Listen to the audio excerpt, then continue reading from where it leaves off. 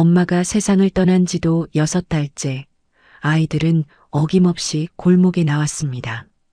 그날 그 골목을 지나게 된 남자가 없었다면 아이들은 오늘도 빈병과 함께 하루를 겨우 버텨냈을 거예요.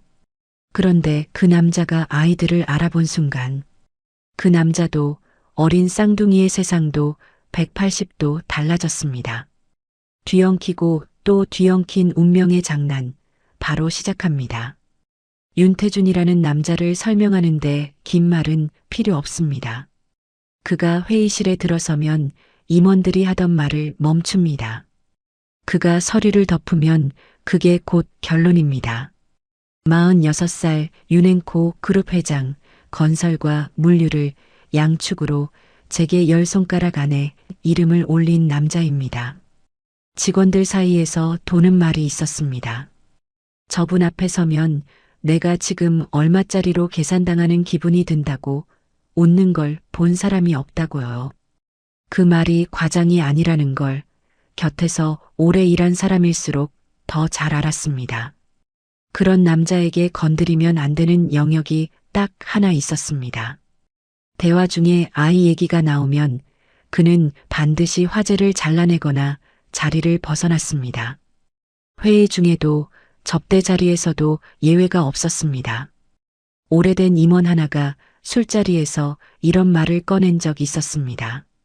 예전에 아이 관련 보고서 올렸다가 회장이 그 자리에서 파일을 덮어버리는 걸 봤는데 그냥 불편한 게 아니었다고, 어딘가 깊이 찔린 얼굴이었다고요.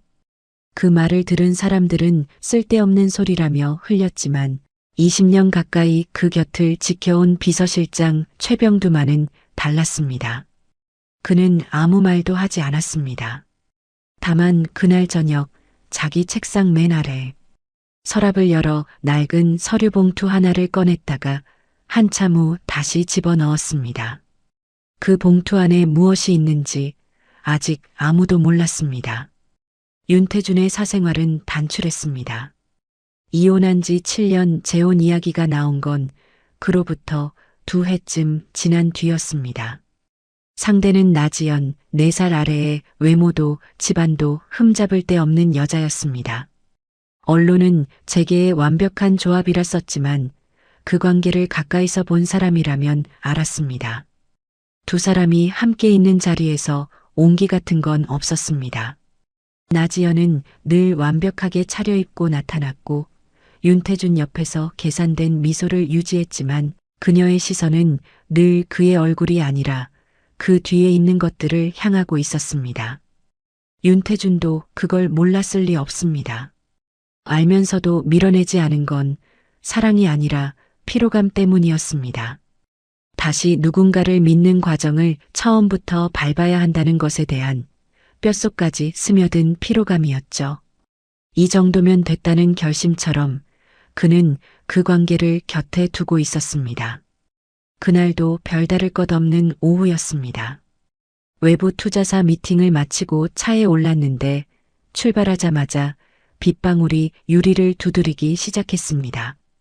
기사가 익숙한 도로를 잡아 달리다 공사 안내판 앞에서 속도를 줄였습니다.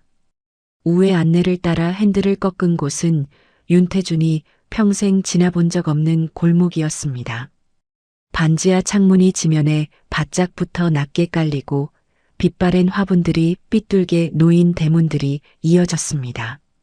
비를 흠뻑 맞은 재활용 봉투들이 길 한켠에 쌓여 있었고 기름 냄새와 찬 습기가 뒤섞인 냄새가 차 안까지 스며드는 것 같았습니다. 차가 골목 끝을 향해 느릿하게 나아가던 그때 담벼락 아래 두 아이가 눈에 들어왔습니다. 색이 다 바래버린 노란 비닐 우비, 이미 흠뻑 젖은 머리와 어깨, 그러나 멈추지 않는 손이었습니다. 검은 봉지 안으로 빈 병을 하나씩 집어담으며 담벼락 아래를, 길 가장자리를 차례로 훑고 있었습니다. 고작 5살짜리 쌍둥이였습니다. 비를 피할 생각도 쉴 생각도 없는 것처럼 그냥 하던 일을 하고 있었습니다.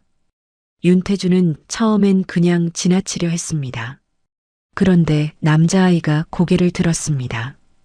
빗물이 이마에서 뺨으로 흘러내리는 얼굴, 작고 또렷한 눈이 차 쪽을 향했고 그 눈이 윤태준과 마주쳤습니다. 1초도 채 안 됐습니다. 그런데 그 짧은 순간에 윤태준의 심장이 무언가에 세게 얻어맞았습니다. 설명이 안 됐습니다. 처음 보는 얼굴인데 가슴 한가운데가 욱신거렸습니다. 그는 기사에게 차를 세우라고 했고 경호원이 문을 열기도 전에 스스로 내리고 있었습니다. 우산도 없이 그 빗속으로요. 가까이서 본 두 아이의 얼굴 앞에서 발이 굳었습니다. 남자아이와 여자아이, 같은 눈매에 같은 콧날, 아직 아기 티가 남아있는 뺨인데 어딘가 낯설지 않은 얼굴이었습니다. 여자아이는 낯선 어른이 다가오자 오빠 등 뒤로 몸을 바짝 붙였고 남자아이는 영문도 모르면서 눈을 크게 뜨고 올려다봤습니다. 그 눈을 마주한 순간 윤태준의 눈가가 뜨겁게 달아올랐습니다. 이유를 알 수 없었습니다. 오래전 어딘가에 두고 온 것이 이 골목에서 빈 병을 줍고 있는 것 같은 형체도 이름도 없는 감각이 그를 통째로 덮쳤습니다. 20년을 모신 기사는 차 안에서 그 장면을 보며 굳어버렸습니다. 저분이 우는 걸 단 한 번도 본 적이 없었으니까요. 차로 돌아온 뒤에도 그는 오랫동안 창밖을 바라봤습니다. 기사도 경호원도 말이 없었습니다. 회의실로 돌아온 그는 소파에 앉아 한참을 가만히 있었고 비서가 저녁 일정 보고서를 들고 들어오다가 얼굴을 보고 조용히 물러났습니다. 그 날카롭던 눈이 오늘은 어딘가 딴 곳을 보고 있었습니다. 한참 뒤 그가 비서를 불러 지시를 내렸습니다. 오늘 우회한 골목 일대 거주자 명단, 최근 6개월 안에 사망한 주민이 있으면 확인하라고요. 조용히 공식 루트 말고 사설로 처리하라고요. 비서는 이유를 묻지 않았습니다. 그런 걸 묻는 자리가 아니었습니다. 최병두가 퇴근 인사를 하러 들어왔을 때 윤태준은 고개를 들었습니다. 최병두는 그 얼굴을 보는 순간 멈칫했습니다. 힘이 빠진 것도 화가 난 것도 아니었습니다. 그냥 뭔가가 흔들리고 있는 얼굴이었습니다. 20년 만에 처음 보는 표정이었죠. 윤태준은 그냥 가라고만 했고 최병두는 고개를 숙이고 나오면서 자기도 모르게 서랍 쪽으로 눈이 갔습니다. 오래된 봉투, 7년 동안 열지 않은 봉투. 그는 입술을 꽉 다물고 문을 닫았습니다. 보고는 이튿날 아침 올라왔습니다. 윤태준은 서류를 받아 첫 줄부터 읽어 내려갔습니다. 골목 주소, 거주 세대 목록, 사망자 정보. 항목을 훑던 시선이 이름 하나 위에서 멈췄습니다. 서하은. 사망일 6개월 전, 주소는 그 반지하 골목이었습니다. 자녀 가족란에 이름이 2개 적혀 있었습니다. 윤시우, 윤시아. 나이 6살. 쌍둥이. 아이들의 성이 윤씨였습니다.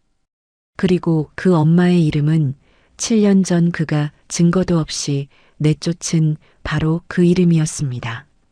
윤태준은 서류를 천천히 내려놓았습니다. 손이 미세하게 떨리고 있었는데 그는 그걸 멈추려 하지 않았습니다. 멈출 수가 없었습니다. 아직 아무것도 확인된 게 없었습니다. 그런데 왜 이미 알고 있는 것처럼 가슴이 무너지는 건지 그는 그 이유를 애써 외면하고 싶었습니다. 하지만 그 이름 석자가, 그 아이들의 성이 외면을 허락하지 않았습니다. 그는 비서를 다시 불렀습니다. 추가 지시는 하나였습니다. 유전자 검사 전문 기관, 가장 빠른 곳으로 조용히 연결하라고요. 비서는 잠깐 굳었다가 네 라고만 했습니다. 문이 닫히고 나자 윤태준은 혼자 남았습니다. 통유리 앞으로 걸어가 서울 시내를 내려다봤습니다. 사람들이 개미처럼 움직이고 차들이 실처럼 흘러가고 비는 여전히 내리고 있었습니다. 그 풍경 어딘가에 두 아이가 있었습니다. 지금 이 순간에도 빈 병을 줍고 있을지 모를 두 아이가요. 윤태주는 7년 전을 떠올리지 않으려 했습니다. 그러나 기억은 허락 없이 돌아옵니다. 39, 하얀 진료실, 의사가 종이를 내밀던 순간이었습니다. 검사 결과는 명확했고 반복 검사도 마찬가지였습니다. 자연 임신은 불가능하다는 말이었습니다. 그 말을 들은 날 저녁 집에 돌아왔을 때 서아은은 조심스럽게 뭔가를 꺼내려다 말았습니다. 아직 확실하지 않다고, 좀 더 기다려보겠다고요. 그때 윤태준의 머릿속에서 수식이 돌아갔습니다. 무정자증 판정, 아내의 임신. 이 두 가지 사이에 성립 가능한 결론은 하나뿐이었습니다. 그는 증거를 찾지 않았습니다. 해명을 듣지 않았습니다. 다음 날 아침 이혼을 통보했고 서아은은 눈물도 변명도 없이 딱 한마디만 남겼습니다. 언젠가 알게 될 거예요. 그 말이 무슨 뜻인지 그는 그날 이해하려 하지 않았습니다. 7년이 지나 지금 그 말이 다시 귓속으로 파고들었습니다. 언젠가 알게 될 거예요. 아이들의 성은 윤 씨였고 엄마 이름은 서아은이었으며 사망일은 6개월 전이었습니다. 윤태주는 통유리에 손을 짚었습니다. 손끝이 차가웠습니다. 유리 너머 도시는 아무것도 모른 채 흘러가고 있었고 이 남자 혼자만 지금 무언가의 가장자리에 서 있는 것 같았습니다. 확인하면 돌이킬 수 없다는 걸 알면서도 확인하지 않으면 이 감각이 평생 멈추지 않을 것도 알고 있었습니다. 그는 유전자 검사 결과가 나오기까지 72시간이 걸린다는 걸 머릿속으로 계산했습니다. 그 72시간이 그의 인생에서 가장 긴 시간이 될 것 같았습니다. 밤새 빌딩 불이 꺼지지 않았습니다. 그 층만 환했습니다. 도시가 잠드는 시간에도 윤태주는 자리를 지켰습니다. 일을 하는 것도 보고를 기다리는 것도 아니었습니다. 그냥 앉아 있었습니다. 아이들 얼굴이 머릿속에서 사라지지 않았습니다. 남자아이가 올려다보던 그 눈이 빗물에 젖은 채 멈추지 않던 그 작은 손이 계속 거기 있었습니다. 그리고 최병두의 서랍 속 봉투가 떠올랐습니다. 그 봉투가 왜 20년을 그 서랍 안에 있었는지 한 번도 묻지 않았던 그 질문이 이제야 목구멍까지 올라와 있었습니다. 윤태주는 그 질문을 아직 밖으로 꺼내지 않았습니다. 꺼내는 순간 무언가가 완전히 달라질 것 같아서요. 72시간이라고 했습니다. 유전자 검사 결과가 나오기까지 걸리는 시간이었습니다. 윤태주는 그 시간을 평소처럼 보내려 했습니다. 보고를 받고 결제를 처리하고 회의를 주재했습니다. 그런데 뭔가가 달랐습니다. 임원이 말하는 도중에 시선이 창밖으로 흘렀고 서류를 읽다가 같은 줄을 3번 읽고 있는 자신을 발견했습니다. 비서가 보고서를 들고 들어올 때마다 무의식적으로 고개를 들었습니다. 아직 결과가 나올 리 없는데도요. 20년 동안 단 한 번도 흔들린 적 없는 남자가 지금 72시간을 버티지 못하고 있었습니다. 최병두는 그 변화를 눈치채지 못할 수가 없었습니다. 회장이 점심을 거른 건 처음이었고 오후 늦게 잡혀있던 골프 접대를 취소한 것도 이례적이었습니다. 뭔가를 기다리고 있다는 게 느껴졌습니다. 최병두는 조용히 자기 자리로 돌아가 서랍을 열었습니다. 낡은 봉투가 그 자리에 있었습니다. 7년 전 서아은이 찾아와 건네고 간 봉투였습니다. 봉투 겉면에는 이렇게 적혀 있었습니다. 태준 씨가 알아야 할 날이 오면 그때 전해주세요. 최병두는 봉투를 꺼내지 않았습니다. 그냥 서랍을 닫았습니다. 아직은 아니라고, 결과가 나오면 그때 생각하자고 스스로에게 말하면서요. 그런데 서랍을 닫는 손이 조금 떨렸습니다. 유전자 검사를 의뢰하면서 윤태주는 검사 기관 측에 한 가지를 당부했습니다. 아이들이 눈치채게 해서는 안 된다고, 최대한 자연스럽게 진행해 달라고요. 방법은 간단했습니다. 아이들이 매일 들르는 골목 끝, 구멍가게 주인을 통해 아이들이 마시다 버린 음료 컵을 수거하는 방식이었습니다. 지저분하고 우회적인 방법이었지만 그것 말고는 아이들을 직접 마주치지 않을 방도가 없었습니다. 그는 아직 아이들 앞에 나설 준비가 되지 않았습니다. 결과도 나오지 않은 상태에서 섣불리 나섰다가 아닌 것으로 판명되면 그것도 감당하기 어려웠습니다. 그런데 아이러니하게도 아닌 것으로 판명되는 상황이 더 두려운지, 맞는 것으로 판명되는 상황이 더 두려운지 그 자신도 알 수 없었습니다. 조사 결과는 검사 결과보다 먼저 도착했습니다. 사설 탐문 업체를 통해 파악한 서하은의 지난 7년이었습니다. 보고서는 얇았습니다. 두꺼울 것도 없었습니다. 서하은의 7년은 그 얇은 종이 몇 장에 다 담겼습니다. 이혼 직후 고시원, 석 달 뒤 반지하로 이사, 편의점 야간 아르바이트, 식당 설거지, 공장 일용직, 임신 7개월 차에 일을 그만뒀고 그 다음 달 혼자 병원에서 쌍둥이를 낳았습니다.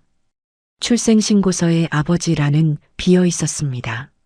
아이들이 2살 되던 해에 유방암 진단을 받았고 치료비가 없어 수술을 미뤘습니다. 그러다 아이들이 4살이 됐을 때 상태가 급격히 나빠졌고 입원 한 번 제대로 못한 채 반지하 단칸방에서 세상을 떠났습니다. 향년 43이었습니다. 윤태주는 보고서를 다 읽고 나서 한참 동안 아무것도 하지 않았습니다. 종이를 덮지도 않았습니다. 그냥 그 문장들 위에 시선을 올려놓은 채 앉아 있었습니다. 편의점 야간 아르바이트, 공장 일용직, 혼자 낳은 쌍둥이, 치료비가 없어 미룬 수술, 반지하 단칸방, 향년 43. 그 여자가 그 7년을 버텨낸 이유가 무엇이었는지 굳이 써있지 않아도 알 수 있었습니다. 아이들이었습니다. 2돌도 안 된 아이들을 두고 쓰러질 수 없어서 몸이 무너지는 걸 알면서도 버텼을 겁니다. 윤태주는 그 생각을 끊으려 했습니다. 아직 아무것도 확인된 게 없다고 스스로에게 말했습니다.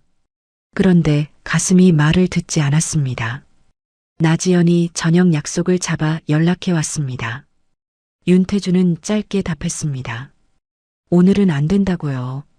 나지연은 이유를 물었고 그는 대답하지 않았습니다. 전화가 끊겼습니다. 그는 휴대폰을 책상 위에 엎어놓고 다시 보고서 쪽으로 시선을 돌렸습니다. 나지연의 목소리가 이미 아득하게 느껴졌습니다. 지금 이 순간 그 관계가 얼마나 속이 비어 있는지를 새삼 실감했습니다.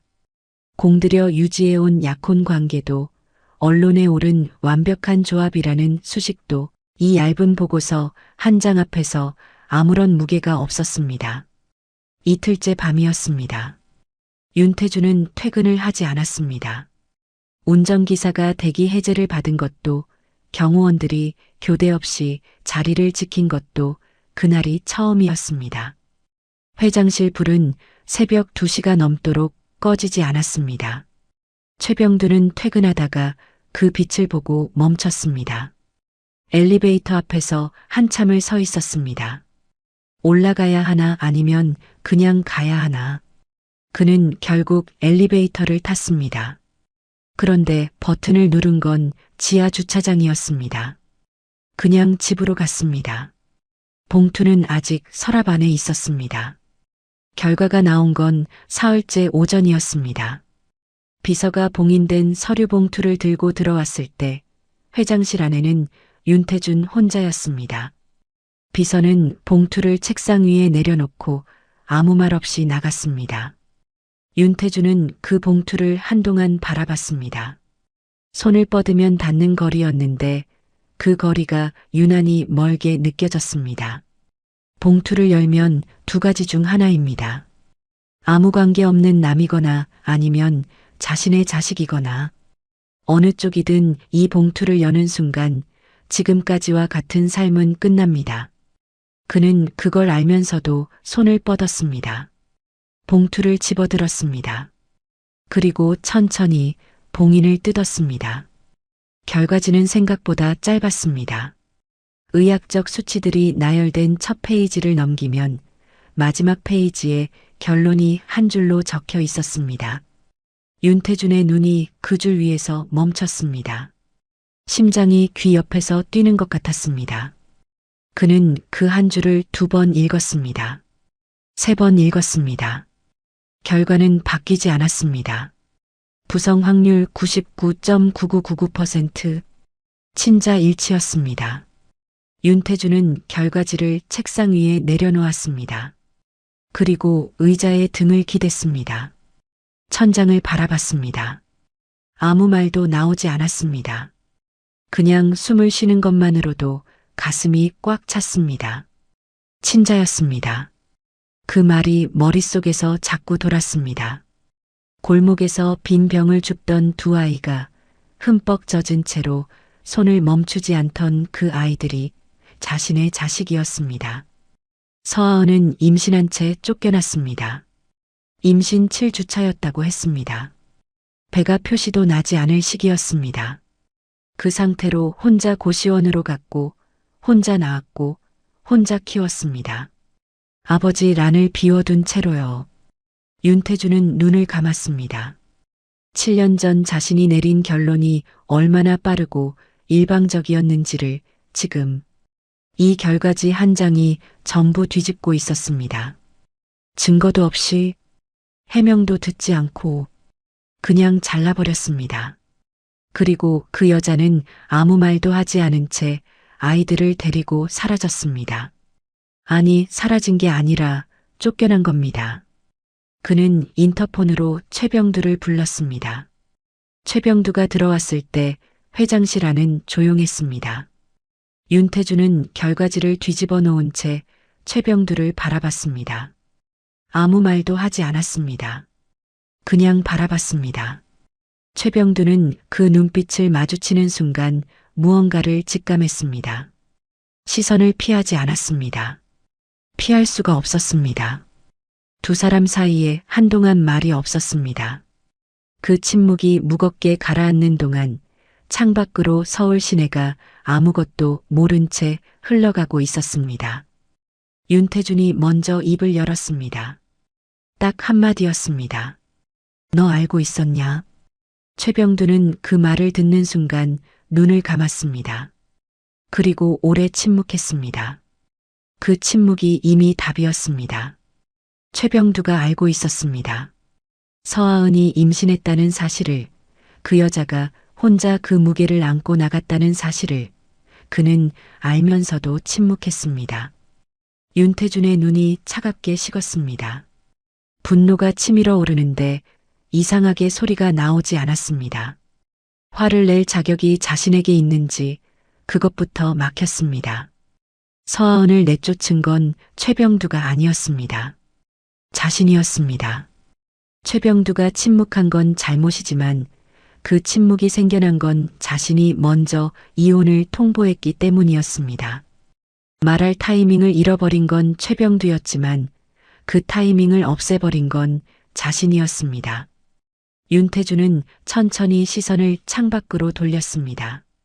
목소리가 낮게 깔렸습니다. 나가. 최병두는 고개를 숙이고 나갔습니다. 문이 닫히는 소리가 유난히 크게 들렸습니다.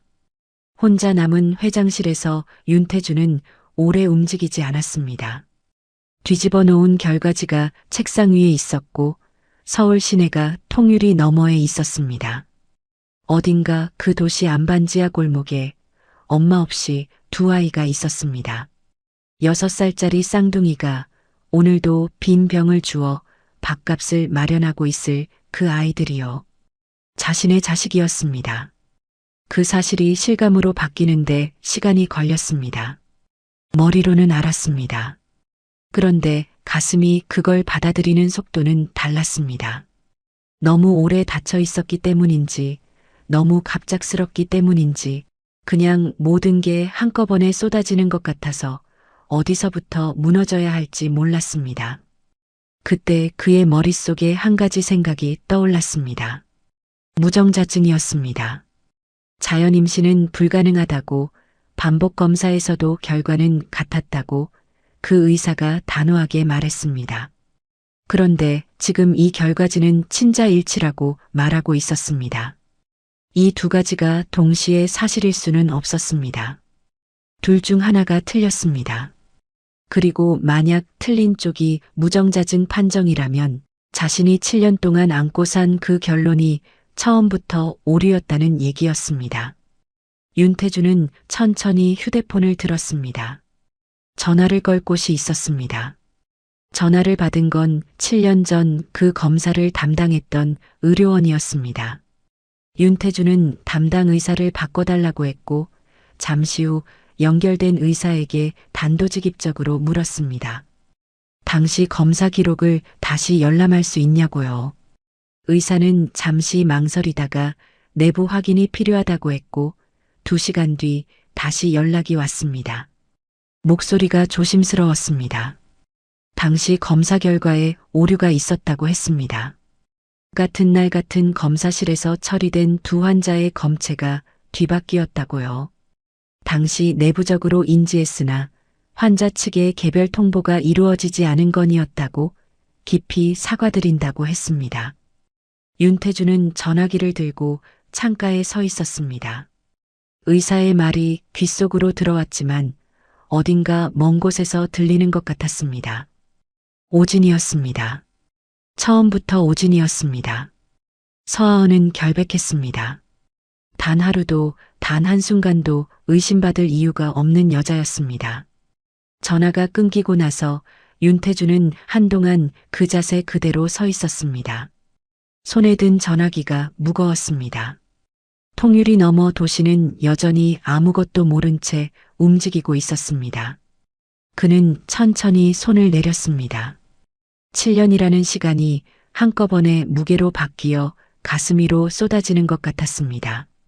서하은이 혼자 고시원에서 버티던 7년, 배를 움켜쥐고 공장 일을 나가던 7년, 치료비가 없어 수술을 미루던 7년, 그리고 아이들 손을 잡고 반지하에서 눈을 감던 그 마지막 순간까지 그 모든 시간의 시작에 자신이 있었습니다. 아무것도 묻지 않고 아무것도 듣지 않고 그냥 잘라버린 자신이 있었습니다. 윤태주는 통유리에 이마를 댔습니다. 유리가 차가웠습니다. 눈이 뜨거웠습니다. 그리고 그 골목 끝, 지금 이 시간에도 빈 병을 줍고 있을 두 아이 생각에 그는 처음으로 자신이 한 일의 무게를 온몸으로 느꼈습니다. 그런데 이게 끝이 아니었습니다. 최병두가 7년 동안 서랍에 넣어둔 그 봉투가 아직 열리지 않은 채로 남아 있었습니다. 다음 날 아침 윤태주는 최병두를 다시 불렀습니다. 전날 나가라고 했을 때와는 다른 목소리였습니다. 차갑지도 그렇다고 부드럽지도 않은 무언가를 결심한 사람의 목소리였습니다. 최병두가 들어와 문을 닫고 섰을 때 윤태주는 그를 바라보며 말했습니다. 봉투 가져와. 최병두의 얼굴이 굳었습니다. 어떤 봉투인지 묻지 않았습니다. 물을 필요가 없었습니다. 그는 잠시 눈을 감았다가 조용히 고개를 끄덕이고 나갔습니다. 윤태주는 그가 돌아오기를 기다리는 동안 아무것도 하지 않았습니다. 보고서도 펼치지 않았고 커피도 손대지 않았습니다. 그냥 앉아서 문이 열리기를 기다렸습니다. 최병두가 돌아왔을 때 손에는 낡은 서류 봉투가 들려 있었습니다. 봉투 겉면이 세월에 누렇게 바랬고 테이프로 봉인한 자리는 들뜨지 않은 채 그대로였습니다. 한 번도 열리지 않았다는 증거였습니다. 최병두는 봉투를 책상 위에 내려놓으며 입을 열었습니다. 목소리가 낮고 무거웠습니다. 7년 전 서하은 씨가 직접 찾아왔다고 했습니다. 이혼 통보를 받은 지 사흘 뒤였습니다. 윤태준이 출장 중인 틈을 타서 회사로 왔고 최병두를 만나 이 봉투를 건넸다고 했습니다. 그러면서 한 가지를 부탁했다고요. 태준 씨가 알아야 할 날이 오면 그때 전해달라고, 그 전까지는 열지 말아달라고요. 최병두는 그 부탁을 들었고 7년 동안 지켰습니다. 그게 옳은 일이었는지 지금도 모르겠다고 했습니다. 윤태주는 그 말에 아무 반응도 하지 않았습니다. 시선은 봉투 위에 고정된 채였습니다. 최병두가 나가고 나서 윤태주는 봉투를 집어들었습니다. 무게감이 있었습니다. 종이 몇 장으로는 설명이 안 되는 무게였습니다. 그는 테이프를 뜯었습니다. 천천히, 서두르지 않고요. 봉투 안에는 두 가지가 들어 있었습니다. 접힌 편지지 몇 장과 작은 사진 한 장이었습니다. 사진부터 꺼냈습니다. 초음파 사진이었습니다. 흑백으로 흐릿하게 찍힌 임신 초기 초음파였습니다. 날짜가 인쇄돼 있었습니다. 이혼 통보를 받기 열흘 전이었습니다. 사진 여백에 서아은의 필체로 짧게 적혀 있었습니다. 말하려고 했는데 타이밍을 못 찾겠어요. 그 글자들이 너무 작아서 읽으려면 가까이 들여다봐야 했습니다. 윤태주는 사진을 한동안 내려놓지 못했습니다. 편지를 펼쳤습니다. 서아은의 글씨였습니다. 악필이었습니다. 서아은은 원래 글씨가 예쁘지 않았고 그걸 스스로도 알아서 늘 미안해했던 기억이 있었습니다. 그 악필이 편지지 가득 채워져 있었습니다. 윤태주는 첫 줄부터 읽기 시작했습니다. 편지는 원망으로 시작하지 않았습니다. 그것부터 예상을 빗나갔습니다. 서아은은 이렇게 썼습니다. 당신이 왜 그런 결론을 냈는지 이해한다고, 그 상황에서 당신이 달리 생각할 방법이 있었겠냐고요. 다만 한 가지만 알아줬으면 했다고 썼습니다. 자신은 단 한 번도 당신을 속인 적이 없다고, 이 아이들은 당신의 아이들이 맞다고, 언젠가 그게 밝혀지는 날이 오면 제발 아이들 곁에 있어 달라고요. 자신한테는 아무것도 해줄 필요 없다고, 사과도 필요 없다고, 그냥 아이들 곁에만 있어 달라고 썼습니다. 윤태주는 편지를 읽다가 멈췄습니다. 시선이 한 줄에서 더 내려가지 않았습니다. 사과도 필요 없다는 문장 앞에서였습니다. 그 여자는 반지하에서 혼자 아이 둘을 낳고 몸이 무너지는 걸 알면서도 버티다가 세상을 떠나면서 사과도 필요 없다고 썼습니다. 분노도 없었고 저주도 없었습니다. 그냥 아이들 곁에 있어 달라는 말 하나였습니다. 윤태주는 편지를 접었습니다. 접으면서 손이 떨렸습니다. 이번엔 멈추려 하지 않았습니다. 멈출 이유가 없었습니다.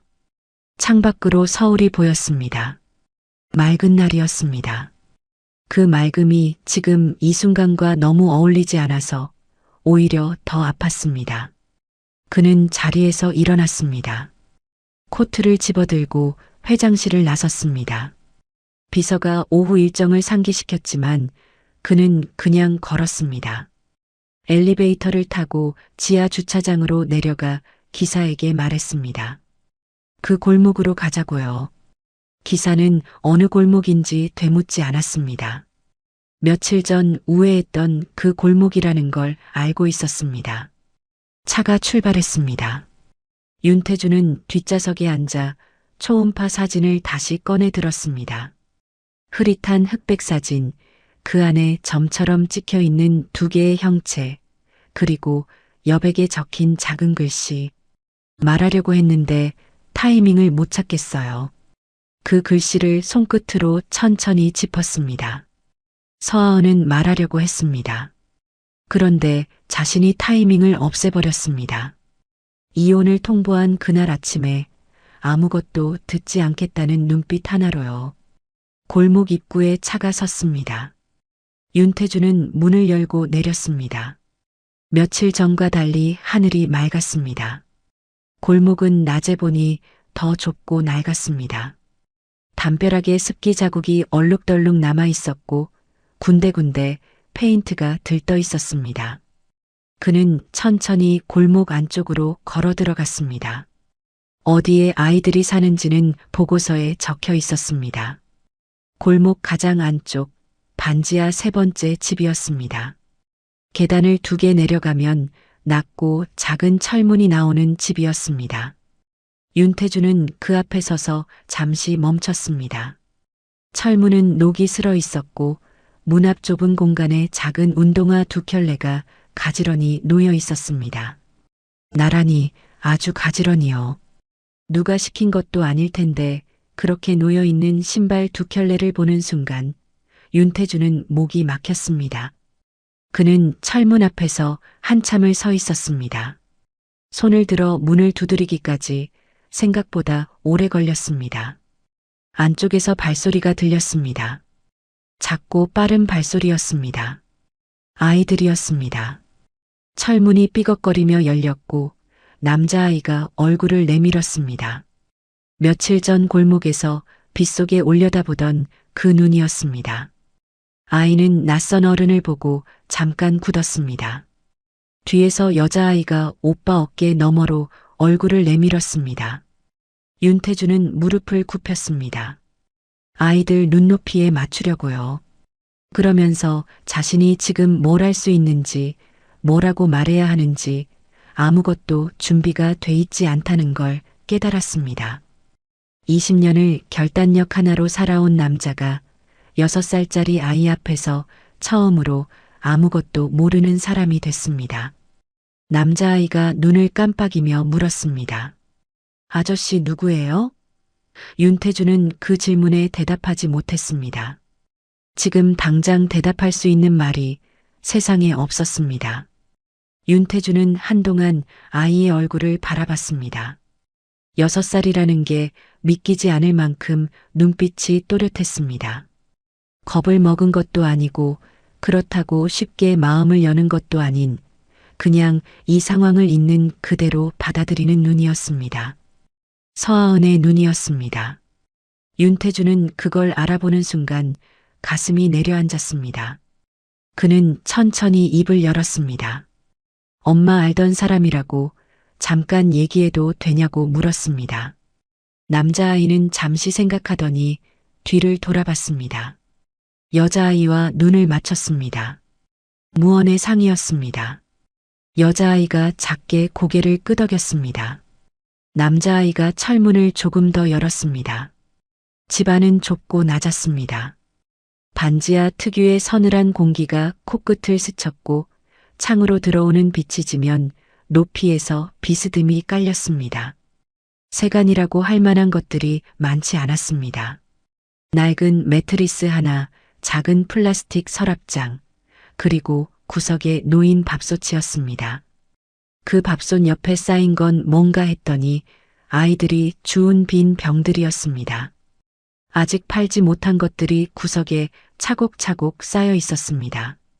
그리고 벽 한켠에 사진이 한 장 붙어 있었습니다. 서하은이었습니다. 인화된 사진이 아니라 종이에 출력한 것이었는데 가장자리가 약간 말려 있었습니다. 그 아래 아이들이 색연필로 뭔가를 그려 붙여놨습니다. 엄마라고 적혀 있었습니다. 삐뚤삐뚤한 글씨로요. 윤태주는 그 사진을 보면서 오래 시선을 거두지 못했습니다. 사진 속 서하은은 웃고 있었습니다. 어디선가 밖에서 찍은 사진인지 바람에 머리카락이 날리고 있었는데 눈을 가늘게 뜨고 웃는 그 표정이 낯설지 않았습니다. 오래전, 아직 모든 게 무너지기 전에 자주 보던 얼굴이었습니다. 그 얼굴 아래에 6살짜리 아이들이 그린 그림이 붙어 있었습니다. 하트와 꽃 그림이었습니다. 아이들은 엄마가 떠난 뒤에도 그 자리를 비워두지 않았습니다. 벽에 사진을 붙이고 그 아래 그림을 그려 붙이고 매일 그 앞에서 밥을 먹었을 겁니다. 윤태주는 그 그림 앞에서 무릎이 꺾이는 것을 느꼈습니다. 남자아이가 옆에 와서 섰습니다. 키가 무릎께 왔습니다. 아이는 윤태준이 사진을 보고 있다는 걸 알았는지 조용히 말했습니다. 우리 엄마래요 하고요. 윤태주는 알고 있다고 말하려다 그냥 입을 다물었습니다. 알고 있다는 말이 지금 이 아이한테 어떻게 들릴지 알 수 없었습니다. 그는 아이를 내려다보며 물었습니다. 지금 둘이서만 사냐고요? 남자아이가 고개를 끄덕였습니다. 옆집 할머니가 밥 가끔 챙겨준다고, 근데 할머니도 요즘 몸이 안 좋다고 했습니다. 담담한 말투였습니다. 6살이 이 상황을 담담하게 설명하고 있었습니다. 윤태주는 그 담담함이 분노나 눈물보다 더 가슴을 찔렀습니다. 이 아이들은 이미 너무 많은 걸 감당해온 얼굴을 하고 있었습니다. 그는 아이들 앞에서 오래 머물지 않았습니다. 갑자기 나타난 낯선 어른이 집 안까지 들어와 오래 있는 건 아이들한테 좋지 않다는 걸 알았습니다. 자리에서 일어나며 남자아이한테 말했습니다. 또 올 수 있냐고요. 아이는 잠시 생각하더니 할머니한테 물어봐야 한다고 했습니다. 그 말이 어른스러워서 윤태주는 웃을 수도 없고 울 수도 없는 표정이 됐습니다.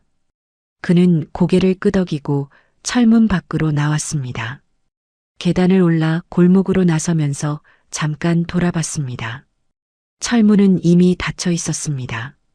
작은 운동화 2켤레가 다시 가지런히 놓여 있었습니다. 그는 그 자리에서 한참을 서 있다가 천천히 걸음을 옮겼습니다. 차로 돌아가는 내내 서하은이 편지에 쓴 문장이 귓속에서 맴돌았습니다. 사과도 필요 없다고, 그냥 아이들 곁에만 있어 달라고요. 그런데 그게 가장 무거운 말이었습니다. 사과를 원했다면 차라리 나았을 겁니다. 용서를 구할 대상이라도 있었을 테니까요. 그런데 이미 없었습니다. 서하은은 사과를 받을 기회조차 주지 않고 떠났습니다. 원망할 자격도 빌 자격도 이제 이 세상 어디에도 없었습니다. 윤태준이 가진 건 오직 하나였습니다.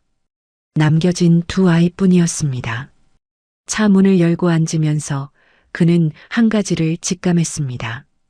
이 아이들을 데려오는 과정이 생각보다 쉽지 않을 거라는 것을요. 나지연이 있었습니다. 그리고 그 주변에 엮인 것들이 있었습니다. 그게 어떻게 움직일지 윤태주는 이미 알고 있었습니다.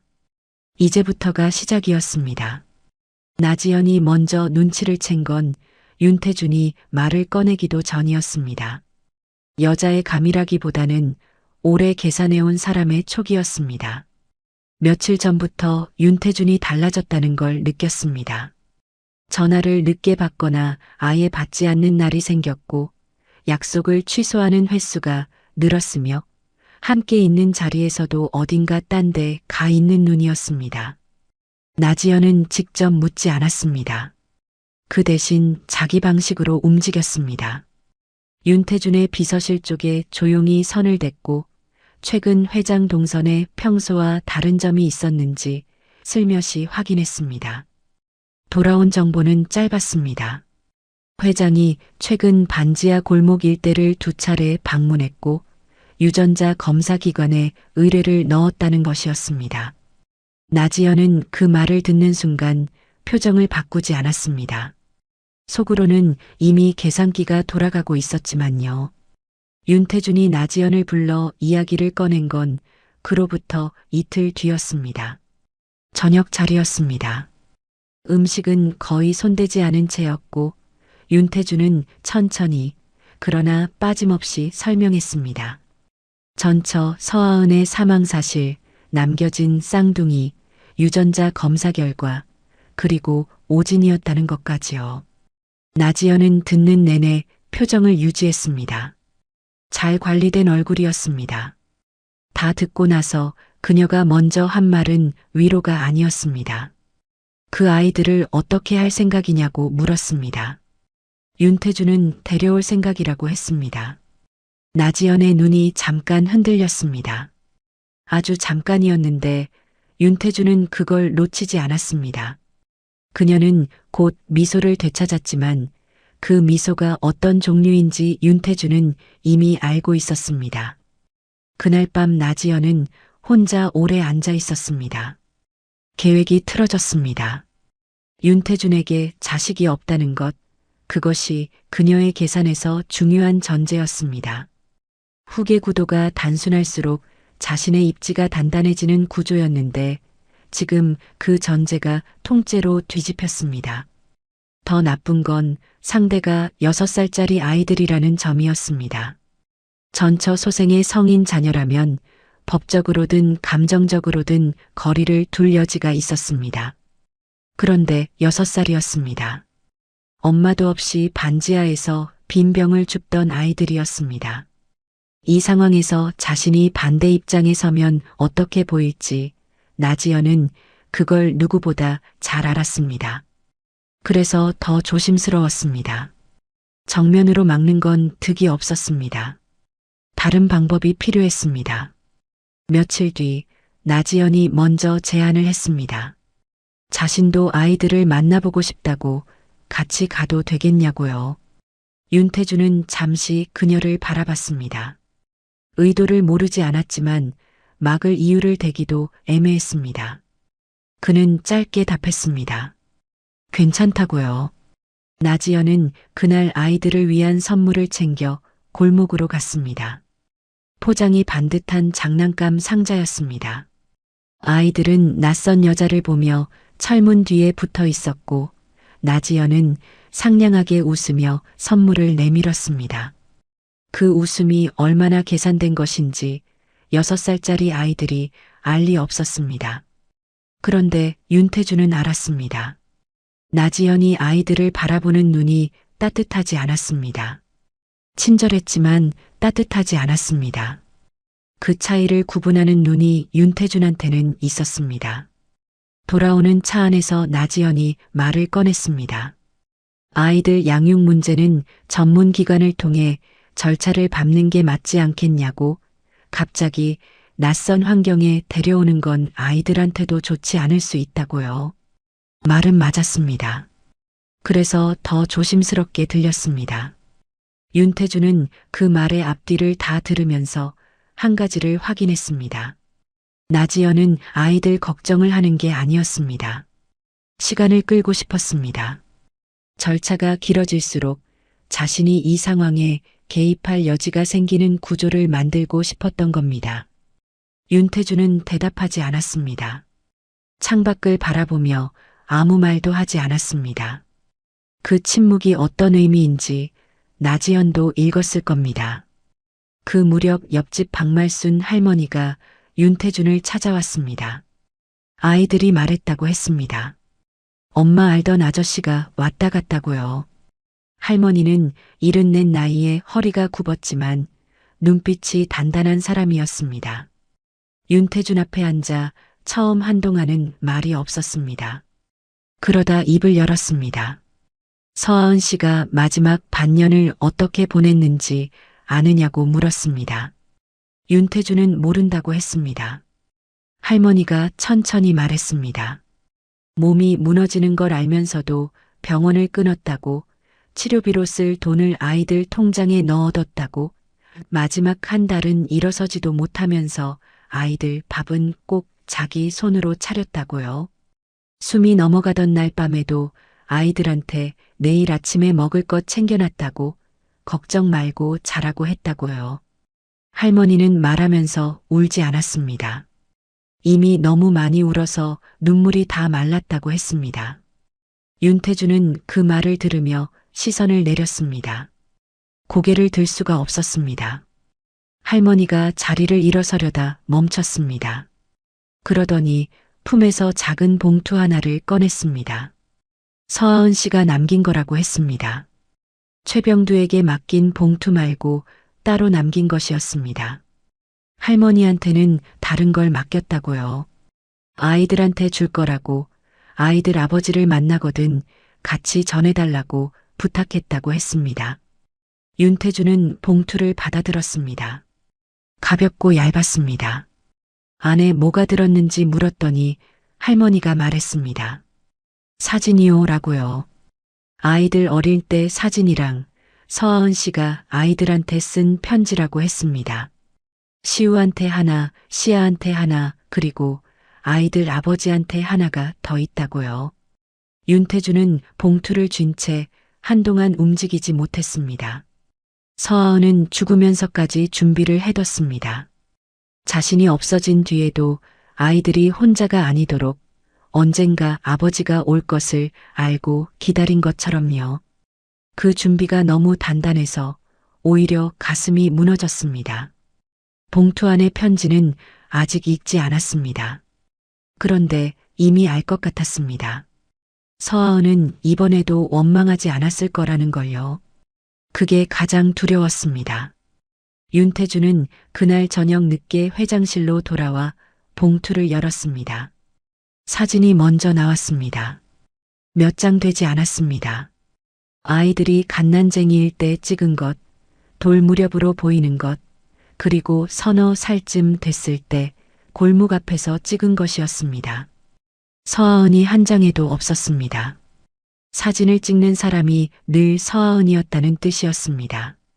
아이들은 사진 속에서 웃고 있었습니다. 좁고 낡은 반지하 집 앞이었지만 두 아이는 환하게 웃고 있었습니다. 그 웃음이 거짓이 아니라는 게 오히려 더 아팠습니다. 서아은은 그 환경에서도 아이들이 웃게 만들었습니다. 그게 얼마나 힘든 일인지 당해보지 않은 사람은 모릅니다. 편지는 세 통이었습니다. 시우에게, 시아에게, 그리고 마지막 한 통에는 이름이 없었습니다. 받는 사람 란이 비어 있었습니다. 윤태주는 그 편지를 마지막으로 집어들었습니다. 자신에게 쓴 것임을 알았습니다. 봉투를 뜯기까지 한참이 걸렸습니다. 최병두한테 맡긴 편지는 이미 읽었습니다. 그런데 이건 달랐습니다. 할머니한테 따로 맡긴 것이었습니다.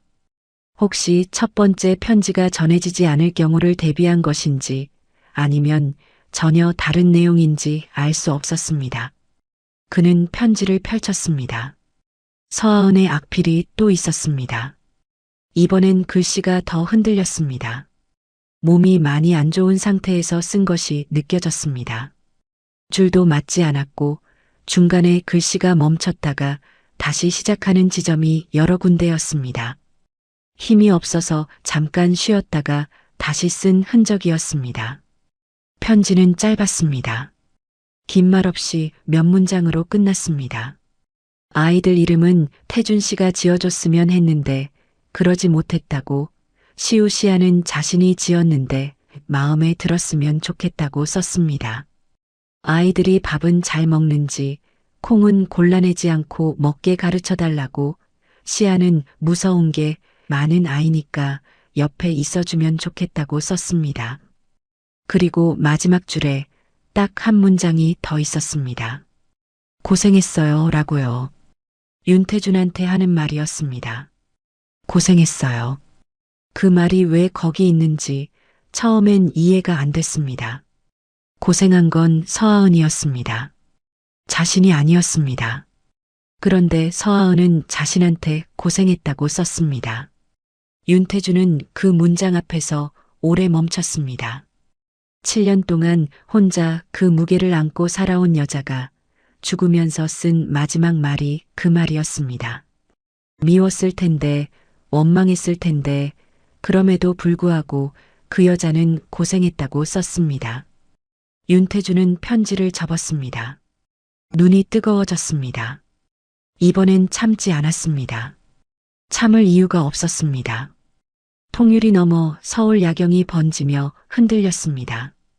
오래 굳어있던 무언가가 그날 밤 처음으로 녹아내렸습니다. 그 감각이 낯설었지만 밀어내지 않았습니다. 다음 날 아침 윤태주는 법무팀을 불렀습니다. 지시는 명확했습니다. 아이들 친권 회복 절차를 시작하라고, 가장 빠른 방법으로 진행하라고요. 법무팀장이 조심스럽게 물었습니다. 약혼자분과 사전에 충분히 조율이 됐냐고요. 윤태주는 그 질문에 잠깐 시선을 줬습니다. 그리고 짧게 말했습니다. 그건 별개의 문제라고요. 법무팀장은 더 묻지 않았습니다. 회의실 문이 닫히고 나서 윤태주는 나지연에게 문자를 보냈습니다. 오늘 저녁 시간 되냐고요. 나지연은 빠르게 답했습니다. 된다고요. 윤태주는 휴대폰을 내려놓으며 창밖을 바라봤습니다. 오늘 저녁 나지연에게 해야 할 말이 있었습니다. 그 말을 들은 나지연이 어떻게 나올지 이미 그림이 그려졌습니다. 그리고 그 그림이 시작되면 이 일은 예상보다 훨씬 복잡해질 것이었습니다. 나지연은 그날 저녁 자리에 완벽하게 차려입고 나타났습니다. 윤태준이 이야기를 꺼낼 거라는 걸 알고 온 사람의 얼굴이었습니다. 둘이 마주 앉자마자 윤태준이 먼저 말했습니다. 아이들을 데려올 것이고 그 과정에서 지금의 관계를 유지하기 어렵겠다고요. 나지연은 표정을 바꾸지 않았습니다. 그 말이 무슨 뜻인지 모를 리 없었지만 바로 반응하지 않았습니다. 와인 잔을 한번 들었다 내려놓고 천천히 입을 열었습니다. 아이들을 데려오는 것과 약혼을 파기하는 게 왜 연결되냐고 자신은 아이들을 반대한 적 없다고 했습니다. 목소리가 차분했습니다. 그 차분함이 윤태준한테는 오히려 선명하게 들렸습니다. 나지연은 지금 이 관계를 놓지 않으려 하고 있었습니다. 아이들이 있어도 자신의 자리가 있을 수 있다는 걸 증명하려 하고 있었습니다. 그 계산이 보였습니다. 윤태준은 더 길게 설명하지 않았습니다. 관계를 정리하자고 한 번 더 말했고 나지연은 그 자리에서 바로 일어났습니다. 이번엔 표정을 관리하지 못했습니다. 눈빛이 달라졌습니다. 나가면서 나지연이 낮은 목소리로 말했습니다. 후회할 거라고요. 윤태준은 그 말을 들으며 시선을 창밖으로 뒀습니다. 후회는 이미 충분히 했습니다. 7년치를 한꺼번에 했습니다. 나지연이 나간 뒤 자리에 혼자 남아 윤태준은 오래 앉아 있었습니다. 조용했습니다. 오늘 이후로 나지연이 어떻게 움직일지, 그 파장이 어디까지 갈지 아직 알 수 없었습니다. 다만 한 가지만은 분명했습니다. 이제 아이들 쪽으로 되돌릴 수 없는 방향으로 한 걸음을 내디뎠다는 것이었습니다. 그리고 그 한 걸음이 생각보다 훨씬 많은 것을 건드리게 될 거라는 것도요. 나지연이 움직인 건 생각보다 빨랐습니다. 약혼 파기 이야기가 나온 지 사흘도 지나지 않아서였습니다. 그녀가 택한 방법은 정면 대응이 아니었습니다. 언론이었습니다. 재계 소식을 다루는 경제지 기자 한 명에게 정보가 흘러들어갔고 사흘 뒤 인터넷 기사 하나가 올라왔습니다. 제목은 자극적이지 않았습니다. 그냥 윤행코 회장 윤태준, 전처소생 혼외자, 친권 주장 추진 중 이라는 단순한 문장이었습니다. 그런데 그 기사가 퍼지는 속도는 단순하지 않았습니다. 댓글이 달렸습니다. 공유가 됐습니다. 비슷한 각도의 후속 기사들이 줄을 이었습니다. 혼외자라는 단어가 기사마다 박혔습니다. 그 단어가 틀렸습니다. 아이들은 혼외자가 아니었습니다. 정식 혼인 관계 중에 생긴 자녀였습니다. 그런데 정정 기사가 나오기 전에 이미 프레임이 굳어가고 있었습니다. 윤태준은 그 기사를 보고 잠시 눈을 감았습니다. 예상한 수였습니다.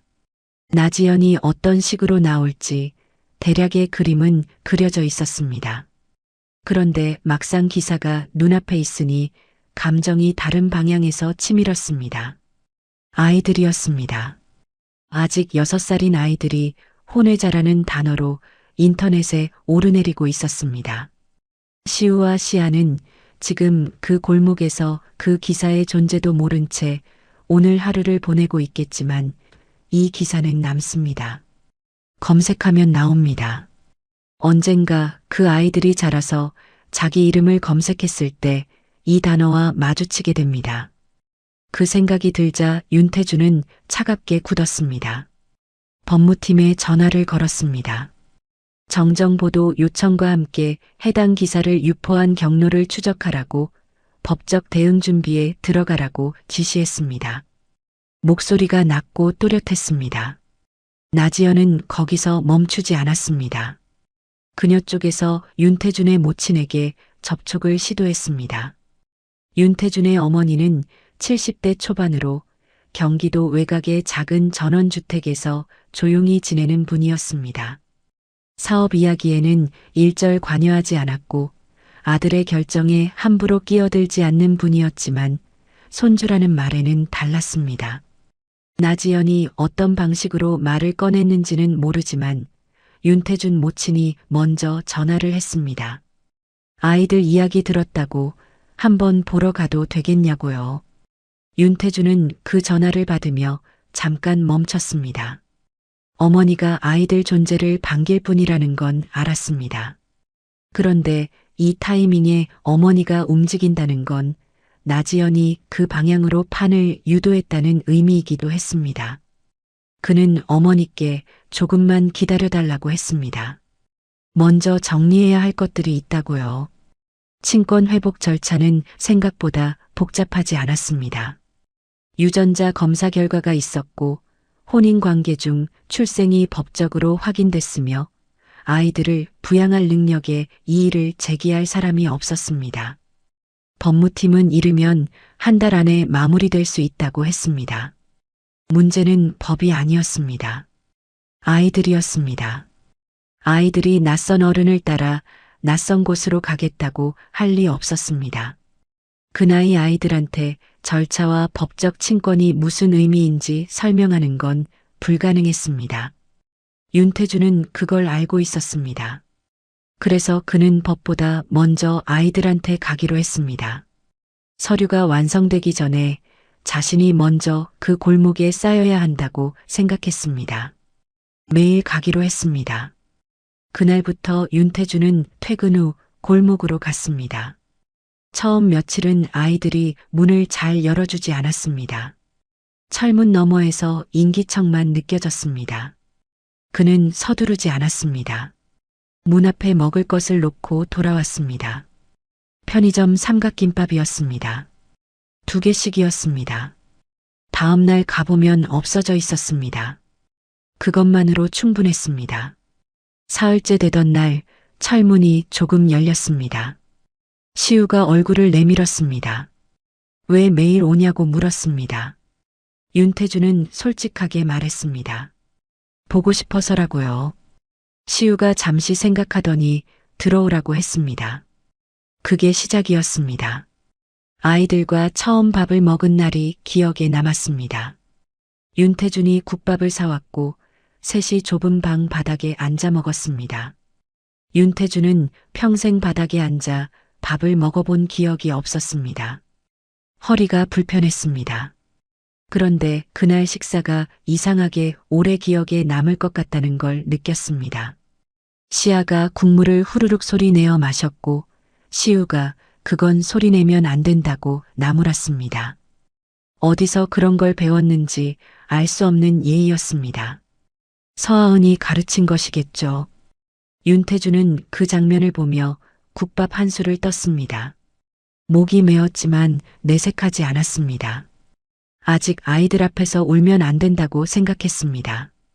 아이들이 이유를 물을 테고 그 이유를 아직 설명할 준비가 되지 않았으니까요. 며칠이 지나면서 아이들이 조금씩 마음을 열었습니다. 시우는 말이 많아졌고 시아는 여전히 낯을 가렸지만 윤태준이 앉으면 슬그머니 옆에 와서 앉는 일이 생겼습니다. 어느 날 시아가 조용히 물었습니다. 아저씨는 엄마랑 친구예요 라고요. 윤태준은 그 질문에 바로 대답하지 못했습니다. 친구보다 더 가까웠다고, 그런데 자신이 잘못해서 멀어졌다고, 그 말을 6살짜리 아이한테 어떻게 설명해야 할지 몰랐습니다. 그는 잠시 생각하다가 말했습니다. 엄마를 많이 아꼈던 사람이라고요. 시아가 고개를 끄덕였습니다. 그 대답으로 충분한 것처럼요. 윤태준은 그날 집으로 돌아오는 차 안에서 한참을 멍하니 있었습니다. 엄마를 많이 아꼈던 사람. 그 말이 맞는 말인지 자신한테 그 말을 할 자격이 있는지 아직 잘 모르겠다는 생각이 들었습니다.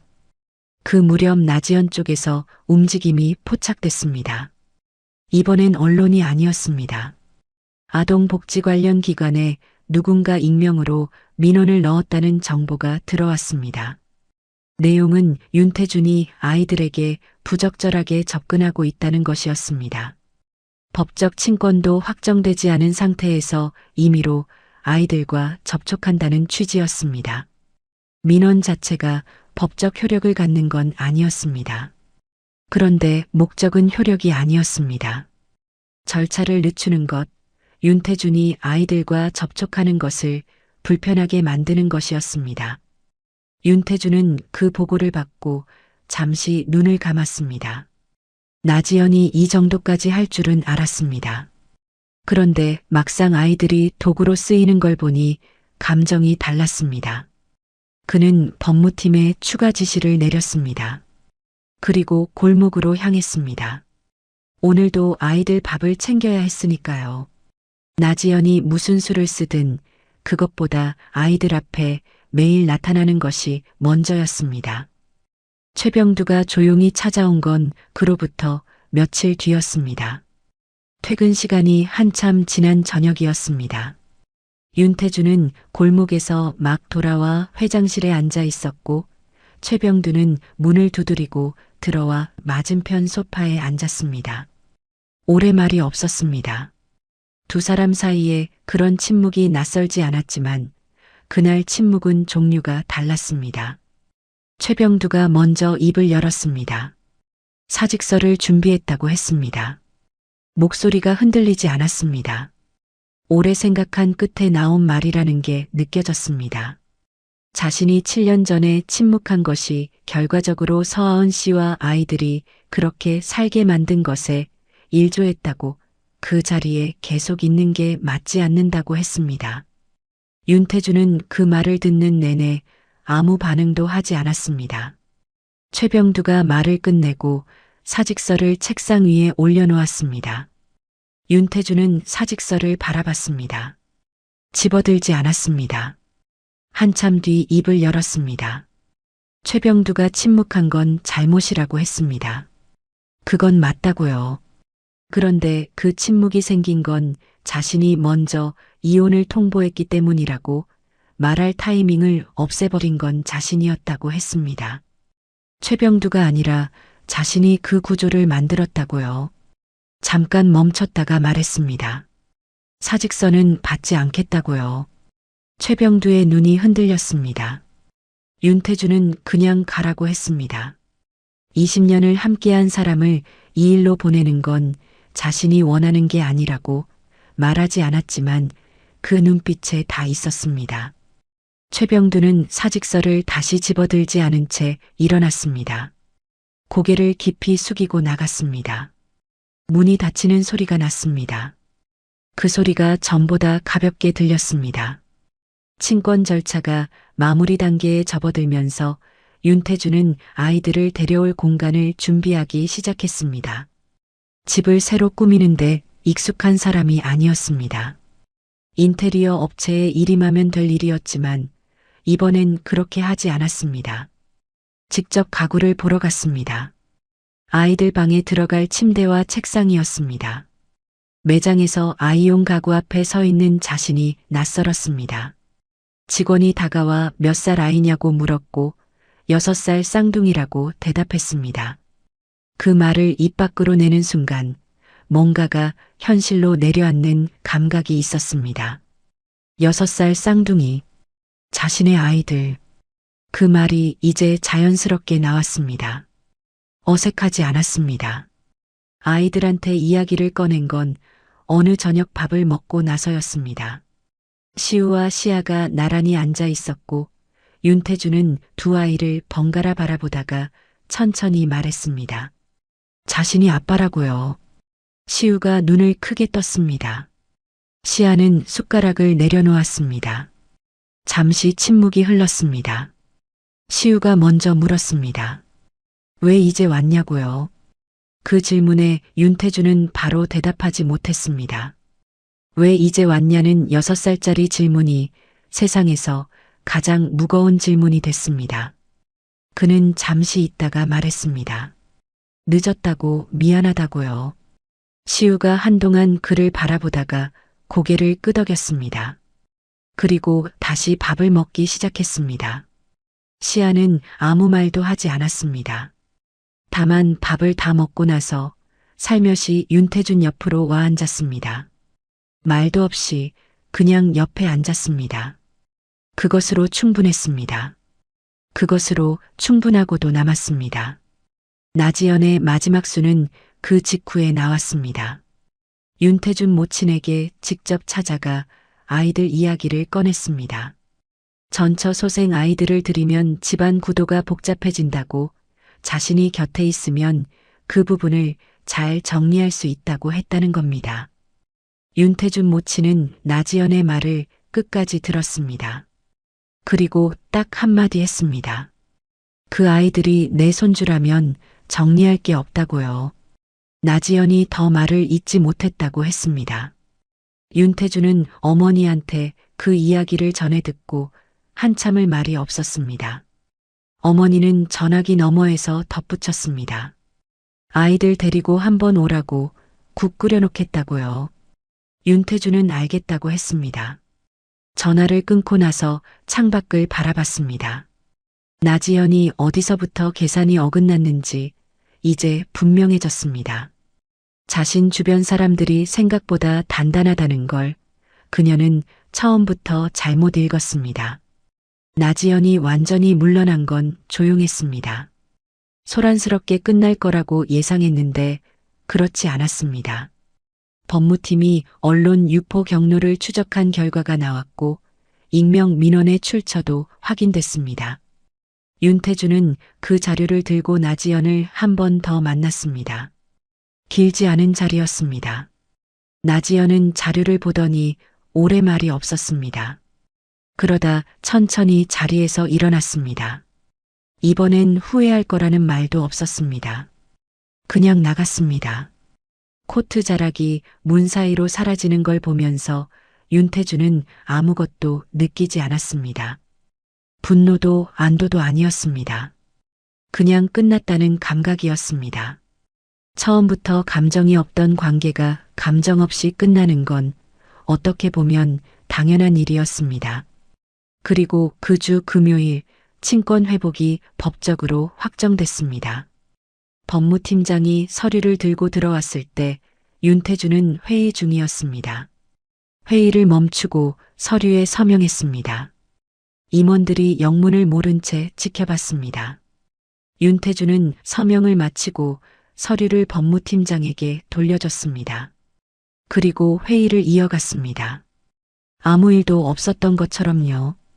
그런데 그날 저녁 골목으로 가는 차 안에서 그는 한 번도 해본 적 없는 행동을 했습니다. 기사한테 창문 좀 열어달라고 했습니다. 바깥 공기가 마시고 싶다고요. 기사가 창문을 내렸고 저녁 바람이 차 안으로 들어왔습니다. 윤태준은 눈을 감았습니다. 잠깐이었습니다. 그걸로 충분했습니다. 골목에 도착했을 때 철문이 먼저 열렸습니다. 시우였습니다. 아저씨 온다고 할머니가 알려줬다며 나왔습니다. 박말순 할머니가 골목 귀퉁이에서 팔짱을 끼고 서 있었습니다. 윤태준과 눈이 마주치자 말없이 고개를 끄덕였습니다. 그 고개 끄덕임이 수고했다는 말보다 더 많은 걸 담고 있었습니다. 이 할머니는 서아은의 마지막을 곁에서 지켰고 그 이후로 6달을 두 아이 곁에 있었습니다. 자기 몸도 성치 않으면서요. 윤태준은 할머니 앞에서 고개를 숙였습니다. 깊이 숙였습니다. 할머니가 손을 내저었습니다. 그런 거 됐고 애들이나 잘 키우라고 했습니다. 그 말이 세상 어떤 덕담보다 묵직하게 들렸습니다. 아이들을 데려오는 날은 그로부터 이틀 뒤였습니다. 윤태준은 이사업체를 부르지 않았습니다. 짐이 없었기 때문입니다.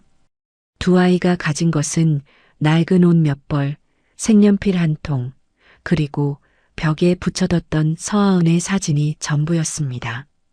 그 사진을 시우가 직접 뗐습니다. 테이프 자국이 벽에 남았습니다. 시우가 그 자국을 한참 바라보다가 사진을 가슴에 안았습니다. 시아는 그 모습을 보면서 아무 말도 하지 않았습니다. 윤태준도 아무 말도 하지 않았습니다. 그 침묵이 셋사이에 자연스럽게 있었습니다. 어색하지 않은 침묵이었습니다. 반지하 철문을 나서면서 시우가 뒤를 돌아봤습니다. 한 번만이었습니다. 그리고 다시 앞을 봤습니다. 시아는 윤태준의 손을 잡았습니다. 먼저 잡았습니다. 윤태준은 그 작은 손이 자기 손 안에 들어오는 감각을 잠시 느꼈습니다. 서두르지 않고 걸었습니다. 골목을 빠져나오면서 박말순 할머니가 뒤에서 바라봤습니다. 할머니는 울지 않았습니다. 그냥 바라봤습니다. 서아은이 부탁한 대로 됐다는 걸 할머니는 알고 있었습니다. 언젠가 아이들 아버지가 올 거라고 그때 잘 부탁한다고 했던 그 말이 현실이 됐다는 거요. 새 집에 처음 들어온 날 아이들은 말이 없었습니다. 넓고 낯선 공간이었습니다. 반지하와 아무것도 담지 않은 곳이었습니다. 시아가 거실 한가운데 서서 천장을 올려다봤습니다. 높다고 했습니다. 시우는 자기 방에 들어갔다가 나오더니 침대가 너무 크다고 했습니다. 윤태준은 그 말들을 들으며 부엌에서 라면을 끓였습니다. 요리를 할 줄 몰랐습니다. 라면이 전부였습니다. 냄비가 작아서 2번에 나눠 끓였습니다. 시우가 주방 입구에 와서 구경했습니다. 아저씨 라면 끓일 줄 알아요? 하고 물었습니다. 윤태준이 이것밖에 못한다고 했더니 시우가 그럼 다른 건 우리가 하면 되겠다고 했습니다. 6살이 하는 말이었습니다. 윤태준은 웃었습니다. 오래간만에 웃었습니다. 작은 웃음이었지만 억지가 없었습니다. 첫날 밤 아이들을 재우고 나서 윤태준은 거실에 혼자 앉았습니다. 불을 끈 채였습니다. 서울 야경이 통유리 너머로 펼쳐져 있었는데 그게 오늘은 달라 보였습니다. 같은 창인데 다른 풍경이었습니다. 그는 서아은의 편지를 다시 꺼냈습니다. 읽은 게 아니었습니다. 그냥 손에 들고 있었습니다. 고생했어요. 라는 그 마지막 문장이 자꾸 떠올랐습니다. 그 말을 이제야 조금 이해할 것 같았습니다. 서아은은 윤태준이 언젠가 이 아이들 앞에 서게 될 거라는 걸 알았습니다. 그리고 그 순간이 쉽지 않을 거라는 것도 알았습니다. 그래서 미리 말해둔 겁니다. 고생했다고요. 닫혀있던 사람이 다시 열리는 게 얼마나 힘든 일인지 그 여자는 알고 있었습니다. 윤태준보다 윤태준을 더 잘 알았습니다. 그런데 아직 끝나지 않은 것이 있었습니다. 아이들이 아직 모르고 있었습니다. 윤태준이 왜 7년 동안 없었는지를요. 엄마가 왜 혼자 자신들을 키웠는지를요. 그 이야기를 언제 어떻게 해야 하는지 윤태준은 아직 답을 찾지 못했습니다. 아이들이 자라면서 반드시 묻게 될 질문이었습니다. 그때 어떤 어른이 되어 있어야 그 질문 앞에 설 수 있는지 지금 이 순간부터 만들어가야 했습니다. 거실에 앉아 어둠 속에서 그는 그 생각을 오래 했습니다. 옆방에서 아이들 숨소리가 들렸습니다. 고르고 잔잔한 숨소리였습니다. 그 소리가 윤태준한테는 지금 이 세상에서 가장 단단한 소리로 들렸습니다. 다음 날 아침이 왔습니다. 윤태준은 평생 7시 정각에 눈을 뜨는 사람이었습니다. 그런데 그날은 6시 반에 방문 두드리는 소리에 먼저 깼습니다. 시우였습니다. 배고프다고 했습니다. 윤태준은 잠깐 눈을 비비다가 일어났습니다. 부엌에 서서 냉장고를 열었더니 텅 비어 있었습니다. 어제 라면밖에 없다는 걸 알면서도 장을 보지 않은 겁니다. 그는 시우한테 편의점 가도 되냐고 물었습니다. 시우가 진지하게 고개를 끄덕였습니다. 셋이서 잠옷바람으로 편의점에 갔습니다. 이른 아침 편의점, 천억 자산가와 6살짜리 쌍둥이가 나란히 서서 삼각김밥을 고르고 있었습니다. 시아는 참치마요를 골랐고 시우는 불고기를 골랐으며 윤태주는 아이들이 고르고 남은 것 중에서 하나를 집었습니다. 계산을 하면서 편의점 알바생이 무심코 예쁜 가족이라고 했습니다. 윤태주는 그 말에 아무 대답도 하지 않았습니다. 그런데 걸어 나오면서 그 말이 귓속에 남았습니다. 가족이라는 단어가 낯설지 않았습니다. 낯설어야 할 것 같은데 낯설지 않았습니다. 그 무렵부터 윤태준의 하루가 바뀌기 시작했습니다.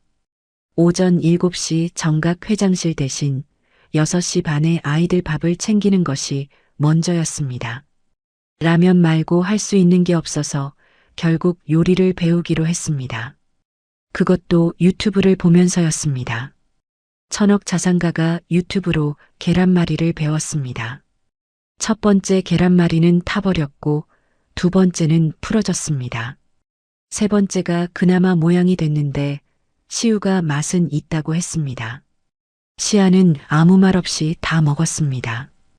윤태주는 그게 합격이라고 생각하기로 했습니다. 요리 말고도 배울 것들이 많았습니다. 아이들 머리 감기는 법, 알림장 챙기는 법, 새벽에 아이가 무서운 꿈을 꾸고 올 때 어떻게 해야 하는지도요. 어느 날 새벽 시아가 울면서 방문을 두드렸을 때 윤태주는 아이를 안아줬습니다. 뭐라고 말해야 할지 몰라서 그냥 안고만 있었습니다. 시아가 한참 뒤에 울음을 그쳤습니다. 그리고 다시 재워달라고 했습니다. 윤태주는 시아가 잠들 때까지 옆에 있었습니다. 그 시간이 새벽 2시였는데 이상하게 피곤하지 않았습니다. 회사에는 변화가 생겼습니다. 회의가 예전처럼 길지 않았습니다. 윤태준이 핵심만 짚고 마무리하는 방식으로 바뀌었습니다. 직원들은 처음엔 어리둥절했지만 불만은 없었습니다. 퇴근 시간이 빨라졌으니까요. 임원 중 하나가 최병두한테 살짝 물었다고 합니다. 요즘 회장님 좀 달라지신 것 같다고요. 최병두는 그 말에 짧게 대답했습니다. 사람이 됐다고요. 농담인지 진담인지 모를 말이었는데 최병두 표정이 진담이었습니다.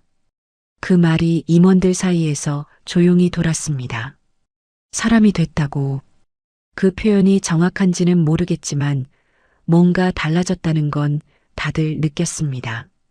달라진 건 결단력이 아니었습니다.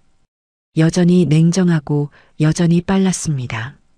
달라진 건 그 결정들 사이에 사람이 들어가기 시작했다는 것이었습니다. 아이들이 이사 온 지 한 달이 됐을 때 윤태준의 어머니가 왔습니다. 국을 끓여놓겠다고 했는데 직접 재료를 싸들고 온 겁니다. 어머니는 집에 들어서자마자 아이들을 보더니 아무 말도 하지 않았습니다. 그냥 무릎을 굽히고 두 아이와 눈을 맞췄습니다. 한동안 바라봤습니다. 그러다 시우 뺨을 손바닥으로 살짝 감쌌습니다. 눈물이 났습니다. 참지 않았습니다. 시우가 어리둥절한 얼굴로 할머니 왜 울어요? 하고 물었고 어머니가 반가워서 그런다고 했습니다. 시우가 고개를 끄덕였습니다. 그 대답으로 충분했던 것처럼요.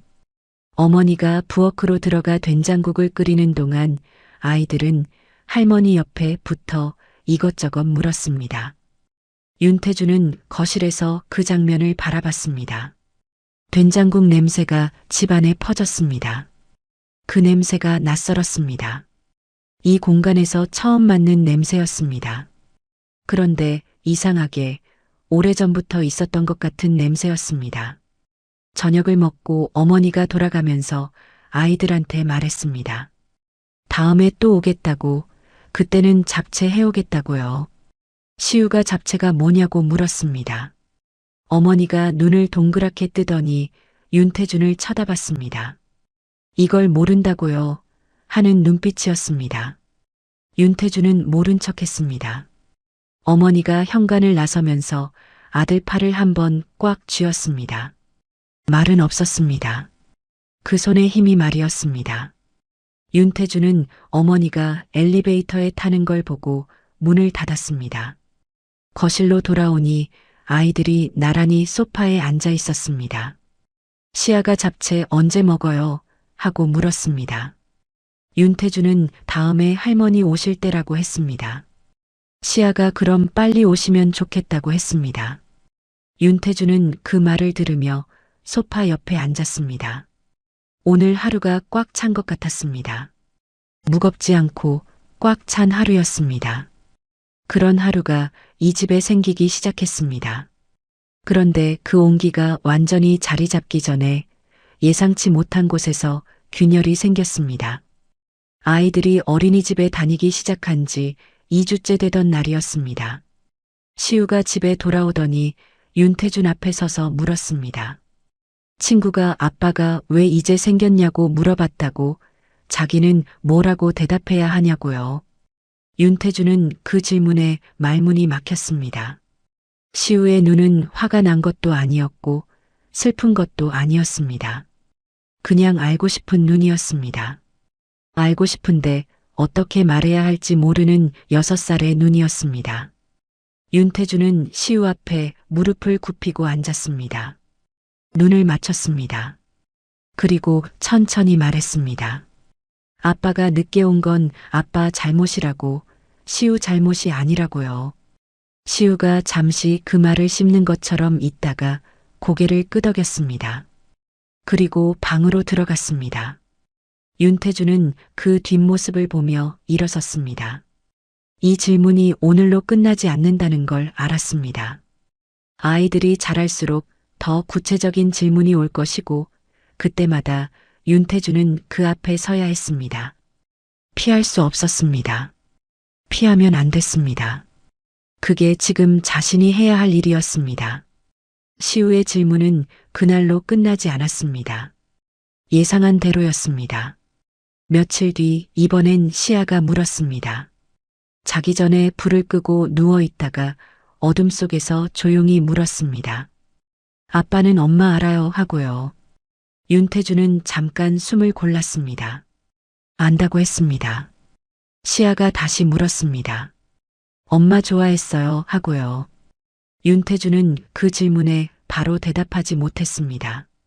좋아했다는 말이 지금 이 자리에서 얼마나 얄팍하게 들릴지 알았습니다. 한참 있다가 말했습니다.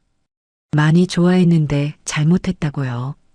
시아가 어떻게 잘못했냐고 물었습니다. 윤태주는 믿어야 할 때 믿지 않았다고 말했습니다. 시아가 그 말을 오래 생각하는 것처럼 침묵했습니다. 그러다 잠들었습니다.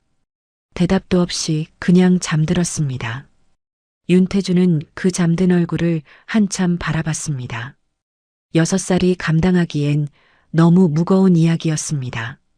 그런데 이 아이들은 이미 그보다 더 무거운 것들을 감당해 왔습니다. 엄마 없이, 아빠 없이 둘이서요. 그 즈음 윤태주는 한 가지를 결심했습니다.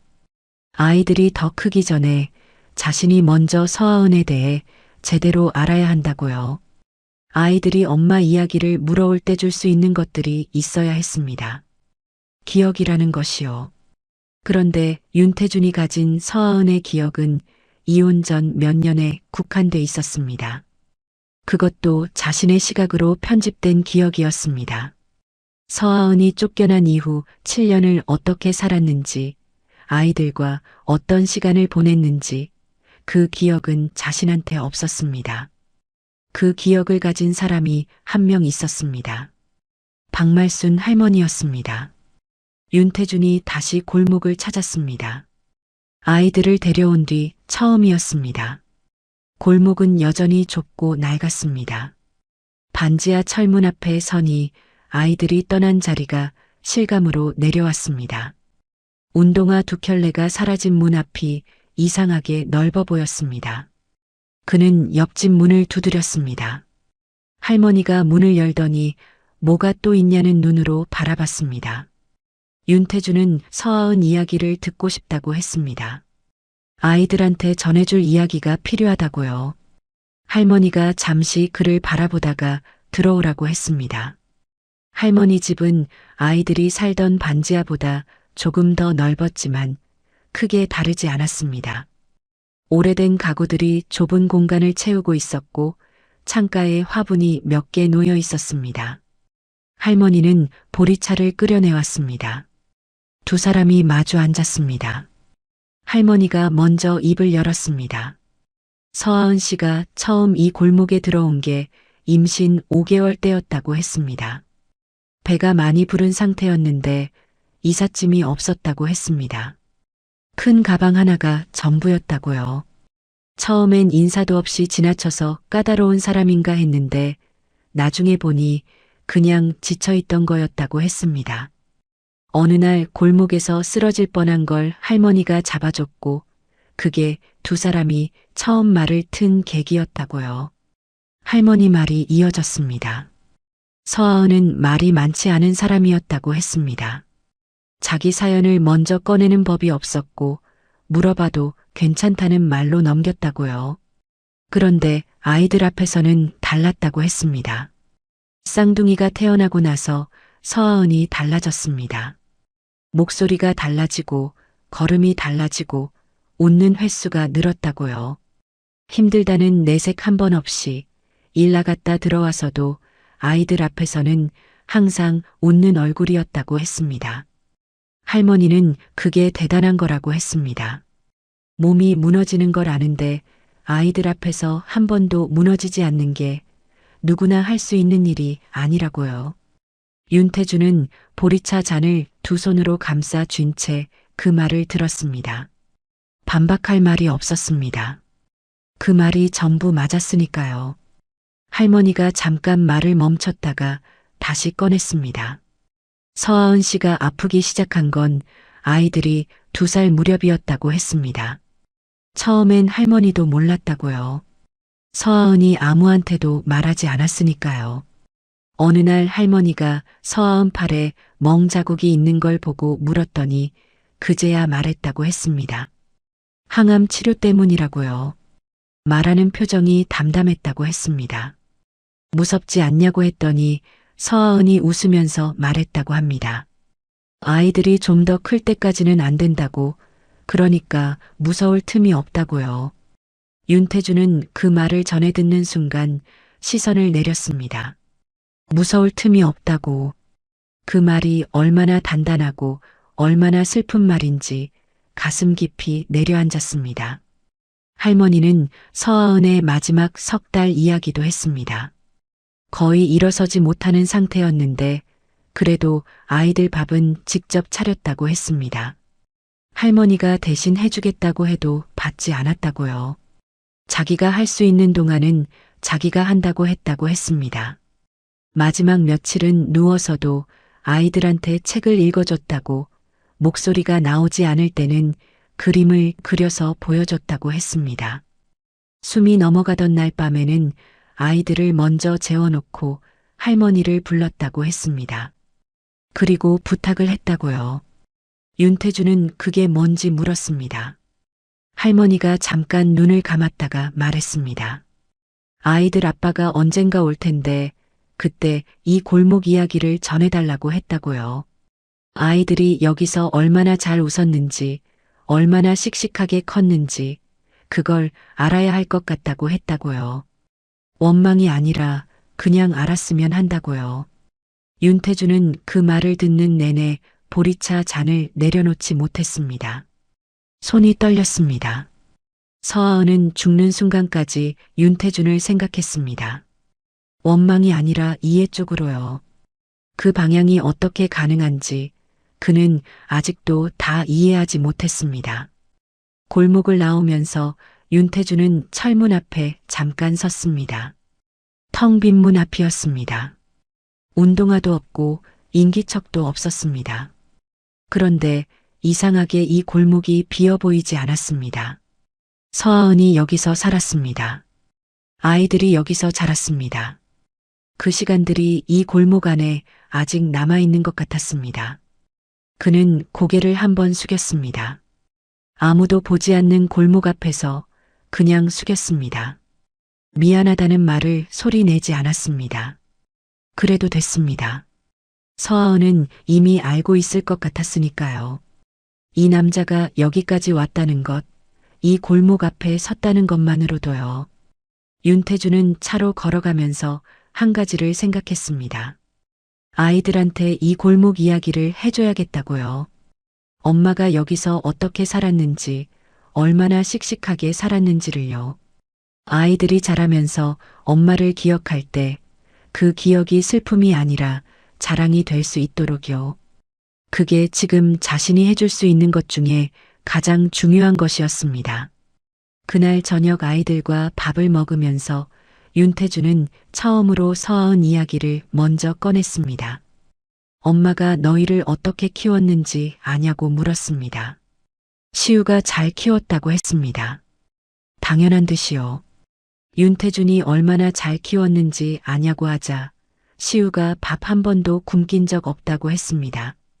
시아가 옆에서 거들었습니다.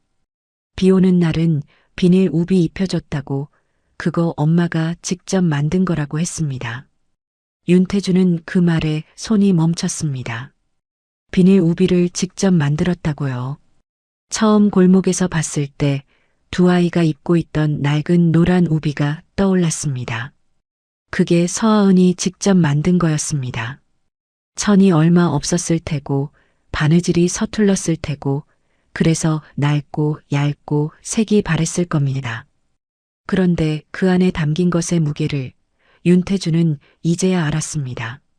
시우가 밥을 다 먹고 나서 물었습니다.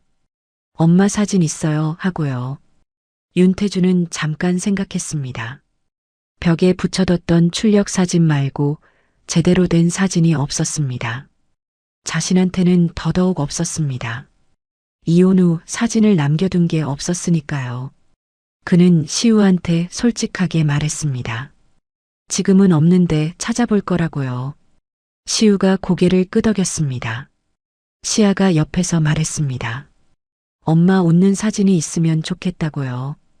윤태주는 알겠다고 했습니다.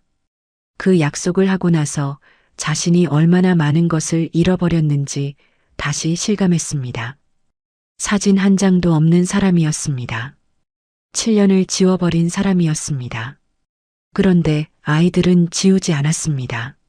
낡은 우비도 색연필로 그린 그림도 벽에 붙은 출력 사진도 아이들은 하나도 버리지 않았습니다.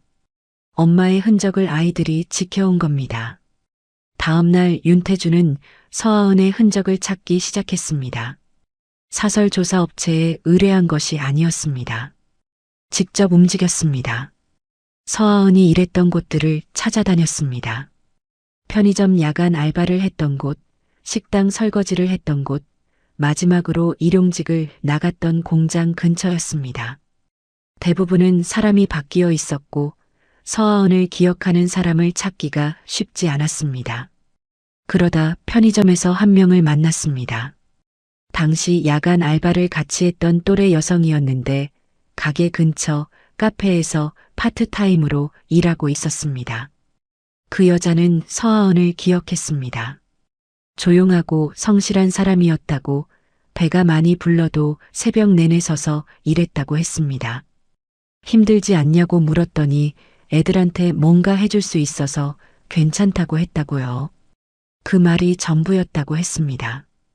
힘들다는 말을 한 번도 하지 않았다고요. 윤태주는 그 이야기를 듣고 나서 카페를 나왔습니다. 거리를 걸으며 서하은이 새벽에 이 길을 걸었을 것을 생각했습니다. 만삭의 몸으로 야간 근무를 마치고 반지하로 돌아가는 길을요. 그 길이 얼마나 길었을지, 얼마나 무거웠을지 이제는 알았습니다.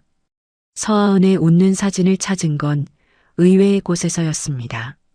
서하은이 아이들 출생신고를 했던 구청 근처 사진관 주인이 기억하고 있었습니다. 아이들 돌 무렵에 와서 사진을 찍었다고 했습니다. 돈이 많지 않아 보였는데 아이들 사진만큼은 제대로 찍어주고 싶다고 했다고요. 사진관 주인이 오래된 파일을 뒤지더니 데이터가 남아있다고 했습니다. 윤태주는 그 자리에서 인화를 부탁했습니다. 사진이 나왔을 때 그는 한동안 들여다봤습니다. 돌잔치 사진이었습니다. 서하은이 두 아이를 양옆에 끼고 웃고 있었습니다. 진짜 웃음이었습니다. 계산되지 않은 그냥 터져나오는 웃음이었습니다. 주변 배경은 허름했지만 그 웃음만큼은 아무것도 부족하지 않았습니다. 윤태주는 그 사진을 집으로 가져갔습니다. 거실 한쪽 벽에 걸었습니다. 출력 사진이 아니라 제대로 인화한 사진으로요. 그날 저녁 시아가 그 사진을 보다가 오래 서 있었습니다. 아무 말도 하지 않았습니다. 그냥 바라봤습니다. 윤태주는 옆에서 같이 바라봤습니다. 그것으로 충분했습니다. 그런데 그날 밤 윤태주는 한 가지 사실이 마음에 걸려 잠을 이루지 못했습니다. 서하은이 직접 만든 비닐 우비, 아이들한테 읽어준 책, 마지막 날 밤 챙겨둔 내일 아침 밥, 그리고 할머니한테 부탁한 이야기까지. 이 모든 것들이 서하은이 준비한 것들이었습니다. 그런데 서하은이 준비하지 못한 것이 하나 있었습니다. 자신이 없어진 뒤 아이들이 겪어야 할 시간이었습니다. 아빠가 오기 전까지의 시간, 그 6달을 아이들이 어떻게 버텼는지, 그건 서하은이 막아줄 수 없었습니다. 아이들이 둘이서 빈 병을 주어 밥값을 마련하던 그 시간이요. 그 시간이 존재했다는 사실을 윤태주는 평생 잊지 않겠다고 생각했습니다. 아이들한테 미안한 것도 있었지만 그보다 더 크게 남는 것이 있었습니다. 그 시간을 버텨낸 아이들이 자랑스럽다는 것이었습니다. 6살이 손을 잡고 버텼습니다. 그게 서하은이 아이들한테 심어준 것이었습니다. 쓰러지지 않는 것. 윤태주는 그걸 이어받아야 했습니다. 봄이 왔습니다. 아이들이 이사 온 지 2달이 조금 넘은 시점이었습니다. 골목의 재활용 봉투들 대신 윤태준의 아침은 이제 알람보다 아이들이 먼저 깨우는 것으로 시작됐습니다. 시우는 항상 배고프다고 왔고 시아는 말없이 와서 이불 옆에 앉았습니다. 윤태주는 그 패턴을 이제 알았습니다. 시우가 먼저 오면 시아도 곧 온다는 것, 시아가 먼저 오면 혼자 있고 싶은 날이 아니라 그냥 말없이 곁에 있고 싶은 날이라는 것을요. 두 아이가 다르다는 것을 알게 됐고 각자 다른 방식으로 대해야 한다는 것도 알게 됐습니다.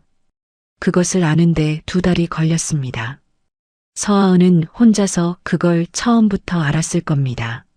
아니, 알아가면서 키웠을 겁니다. 윤태주는 그 생각을 하며 계란을 깼습니다. 3번째 시도 만에 계란말이가 제대로 말렸습니다. 어린이집에서 아버지 참관 수업이 있다는 알림장이 왔습니다. 윤태주는 그날 오전 일정을 전부 비웠습니다. 비서가 조심스럽게 물었습니다. 중요한 미팅이 2건 있다고요. 윤태주는 미뤄달라고 했습니다. 비서가 더 묻지 않았습니다. 참관 수업 당일 윤태주는 어린이집 앞에 섰습니다. 다른 아버지들은 대부분 편한 차림이었습니다. 윤태주는 정장이었습니다. 다른 방법을 몰랐습니다. 교실 안으로 들어서자 아이들이 저마다 아빠를 찾았고 시우가 먼저 윤태준을 발견했습니다. 달려오더니 손을 잡아 끌었습니다. 우리 아빠라고 옆 친구한테 큰 소리로 말했습니다. 그 목소리가 얼마나 당당했는지 윤태주는 그 순간 교실 바닥이 흔들리는 것 같았습니다. 우리 아빠. 그 2글자가 자신한테 이렇게 무겁고 이렇게 따뜻할 수 있다는 것을 그는 그날 처음 알았습니다. 수업이 끝나고 아이들과 함께 걸어 나오는 길에 시아가 손을 잡았습니다. 반대편에서 시우도 손을 잡았습니다. 양쪽에서 2 아이가 손을 잡고 걷는 그 감각이 낯설었습니다. 좋은 방향의 낯설미였습니다. 윤태주는 걸음을 늦췄습니다. 아이들 보폭에 맞추려면 반쯤 줄여야 했습니다. 그 보폭으로 걸으면서 주변 풍경이 달리 보였습니다. 낮은 곳에서 보이는 것들이 있었습니다. 담벼락 아래 핀 민들레, 배수구 옆에 모인 무릉덩이, 신호등이 바뀌기를 기다리는 사람들의 신발코. 서아은이 아이들 눈높이에서 세상을 봤을 때 이 풍경들이 보였을 거라는 생각이 들었습니다. 7년 동안 이 높이에서 살았을 겁니다. 윤태주는 그 높이를 이제야 알았습니다. 그 무렵 최병두가 조용히 움직였습니다. 윤태준이 지시한 것도 아니었습니다. 최병두는 자기 방식으로 빚을 갚고 있었습니다. 서아은이 마지막으로 일했던 공장 쪽에 작은 장학재단 설립 서류를 준비했습니다. 그 지역 아이들을 위한 것이었습니다. 서아은 이름으로 만들겠다고 했습니다. 윤태준한테 보고가 올라왔을 때 그는 서류를 한참 들여다봤습니다. 그리고 서명했습니다. 빠르게요. 최병두가 고개를 숙였습니다. 윤태준은 고개를 들라고 했습니다. 더 숙이고 다닐 필요 없다고요. 최병두의 눈이 흔들렸습니다. 윤태준은 그냥 가서 일 보라고 했습니다. 무뚝뚝하게, 그러나 그 무뚝뚝함 안에 뭔가가 들어 있었습니다. 최병두는 알아들었습니다. 20년을 같이 일한 사람이었으니까요. 여름이 오기 전 윤태준은 아이들을 데리고 한 곳을 찾았습니다. 서아은이 묻혀 있는 곳이었습니다. 납골당이었습니다. 장례를 치른 것도 박말순 할머니였고 돈이 없어 가장 작은 칸이었습니다. 윤태주는 그 앞에 아이들과 함께 섰습니다. 시우가 엄마한테 인사를 했습니다. 학교 가면 잘할 거라고, 밥도 잘 먹고 있다고요. 시아는 말없이 서 있다가 손을 뻗어 납골함을 손끝으로 가볍게 짚었습니다. 그게 시아의 인사였습니다. 윤태주는 두 아이 옆에서 그 장면을 지켜봤습니다. 자신도 인사를 해야 했습니다. 그런데 무슨 말을 해야 할지 이 순간에도 몰랐습니다. 미안하다는 말은 이미 수백 번 속으로 했습니다. 고맙다는 말은 너무 작았습니다. 그는 한참을 서 있다가 그냥 말했습니다. 잘 키우겠다고요. 약속한다고요. 그 두 문장이 전부였습니다. 그런데 그게 지금 자신이 할 수 있는 가장 정직한 말이었습니다. 돌아오는 차 안에서 시우가 물었습니다. 엄마가 들었을까요? 하고요. 윤태주는 들었을 거라고 했습니다. 시우가 그럼 됐다고 했습니다. 그 한마디가 이상하게 가볍고 단단했습니다. 6살이 세상을 정리하는 방식이었습니다. 그렇게 됐으면 된 거였습니다. 윤태주는 그 말을 들으며 앞을 봤습니다.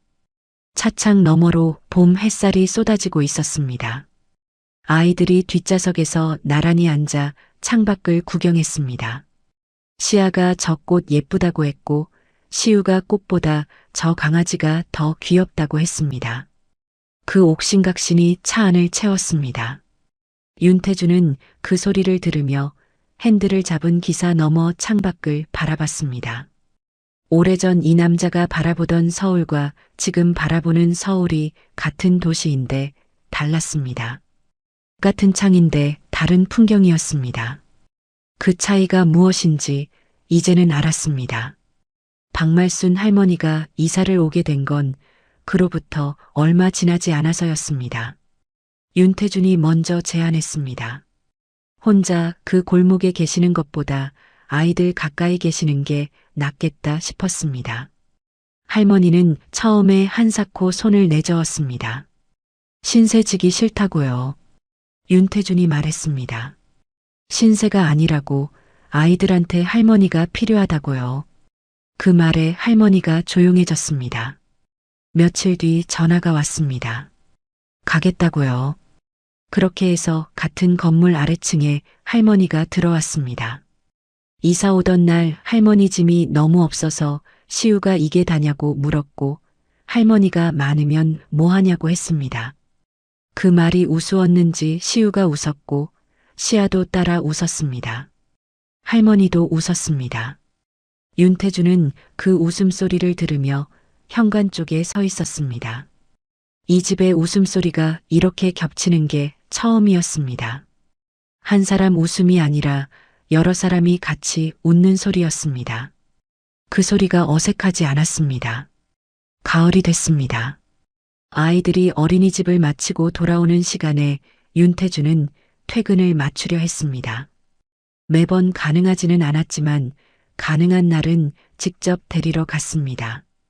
어느 날 어린이집 앞에서 아이들을 기다리는데 다른 부모들 사이에 서 있는 자신이 눈에 들어왔습니다. 정장 차림에 경호원이 옆에 있는 사람이 유일하게 혼자였습니다. 이상한 조합이었지만 스스로는 이상하게 느끼지 않았습니다. 문이 열리고 아이들이 쏟아져 나왔습니다. 시우가 먼저 뛰어왔습니다. 오늘 그림 그렸다고, 아빠 그렸다고 하면서 구겨진 종이를 내밀었습니다. 윤태주는 그림을 받아 폈습니다. 막대기 같은 사람이 색 그려져 있었습니다. 키가 다 달랐습니다. 제일 큰 게 아빠, 중간이 시우, 작은 게 시아라고 했습니다. 윤태주는 그 그림을 접어 양복 안주머니에 넣었습니다. 명함이 들어가던 자리였습니다. 그날 밤 아이들을 재우고 나서 윤태주는 거실에 앉았습니다. 안주머니에서 그림을 꺼냈습니다. 구겨지고 삐뚤게 그린 막대기 사람 셋이었습니다. 그는 그 그림을 오래 들여다봤습니다. 서하은이 마지막 편지에 쓴 말이 떠올랐습니다. 고생했어요 라는 그 말이요. 그 말이 지금에야 완전히 이해됐습니다. 닫혀있던 사람이 다시 열리는 건 쉽지 않습니다. 오래 굳어있던 것이 녹는 데는 시간이 걸립니다. 서하은은 그걸 알면서 기다렸습니다. 이 남자가 언젠가는 여기까지 올 거라는 것을요. 아이들 앞에 무릎을 굽히고 아이들 보폭에 걸음을 맞추고 구겨진 그림을 양복 안주머니에 넣는 사람이 될 거라는 것을요. 그리고 그게 됐습니다. 늦었지만 됐습니다. 윤태주는 그림을 다시 접어 안주머니에 넣었습니다. 옆방에서 아이들 숨소리가 들렸습니다. 고르고 잔잔하게요. 그 소리를 들으며 그는 오랫동안 앉아 있었습니다. 서울 야경이 통유리 너머로 빛났습니다. 혼자 바라보던 그 창이었습니다. 그런데 이제 혼자가 아니었습니다. 이 이야기를 마치면서 한 가지를 여러분께 여쭤보고 싶습니다. 윤태준이 7년 전에 해명을 들었다면, 서하은이 그날 임신 사실을 먼저 말했다면 이 이야기는 달라졌을까요? 아마도요. 그런데 그랬다면 우리는 이 이야기를 알 수 없었을 겁니다. 서하은이 혼자 버텨낸 7년이, 아이들이 손잡고 버텨낸 6달이, 그리고 윤태준이 늦게 도착한 그 과정이 이 이야기의 전부입니다. 가장 늦게 도착한 사람이 가장 오래 남는 사람이 되는 것, 그게 이 이야기가 하고 싶은 말입니다. 오늘도 어딘가에서 혼자 버티고 있는 분들께, 늦었다고 포기한 분들께 이 이야기가 닿았으면 합니다. 지금까지 함께 해주셔서 감사합니다. 그런데 이야기가 끝난 것처럼 보여도 윤태준한테는 아직 하지 못한 것이 하나 남아 있었습니다. 아이들한테 진실을 말하는 것이었습니다. 아이들이 지금 당장 이해할 수 있는 이야기는 아니었습니다. 그런데 언젠가는 해야 했습니다. 아이들이 자라면서 스스로 찾아낼 수 있는 이야기였고, 그 전에 아빠 입으로 먼저 말하는 게 옳다는 것을 윤태준은 알고 있었습니다. 어떻게 말할지, 언제 말할지, 그건 아직 정하지 못했습니다. 다만 한 가지만은 정했습니다. 아이들이 그 이야기를 들었을 때 흔들리지 않을 만큼 자신이 먼저 단단해져야 한다는 것이었습니다. 그 준비를 하는데 얼마나 걸릴지 모르지만 서두르지 않기로 했습니다. 서하은이 기다렸던 것처럼 자신도 기다릴 줄 아는 사람이 되기로 했습니다. 어느 저녁이었습니다.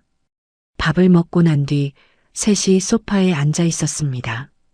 시우가 윤태준 옆에 딱 붙어 앉았고 시아가 반대편에 앉아 발을 흔들고 있었습니다. TV를 보는 것도 아니었고 딱히 할 말이 있는 것도 아니었습니다. 그냥 앉아 있었습니다. 윤태준은 그 시간이 낯설지 않다는 것을 느꼈습니다. 아무것도 하지 않아도 되는 시간, 그냥 옆에 있어도 되는 시간이 이 집에 생겼습니다. 시우가 갑자기 말했습니다. 아빠 손 크다고요. 윤태준이 손을 내밀었더니 시우가 자기 손을 갖다 댔습니다. 시아도 와서 손을 올렸습니다. 세 손이 겹쳤습니다.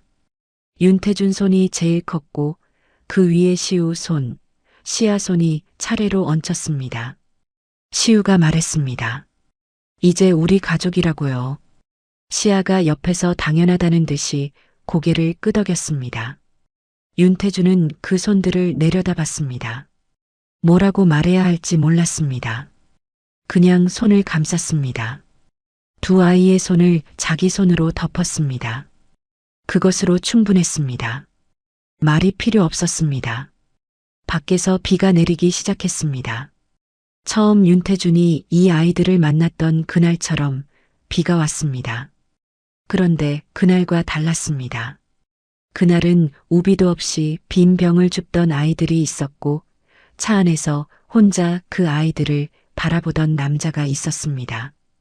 지금은 소파 위에 셋이 나란히 앉아 있었습니다. 창밖으로 빗소리가 들렸고 집안은 따뜻했습니다. 시아가 졸린지 눈을 비볐습니다. 윤태준이 이제 자야겠다고 했더니 시우가 조금만 더 있으면 안 되냐고 했습니다.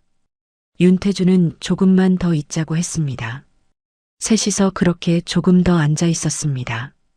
빗소리가 창을 두드리는 동안 이 집 안에 있는 것들은 조용하고 단단했습니다. 서아은이 원했던 것이 아마 이런 것이었을 겁니다.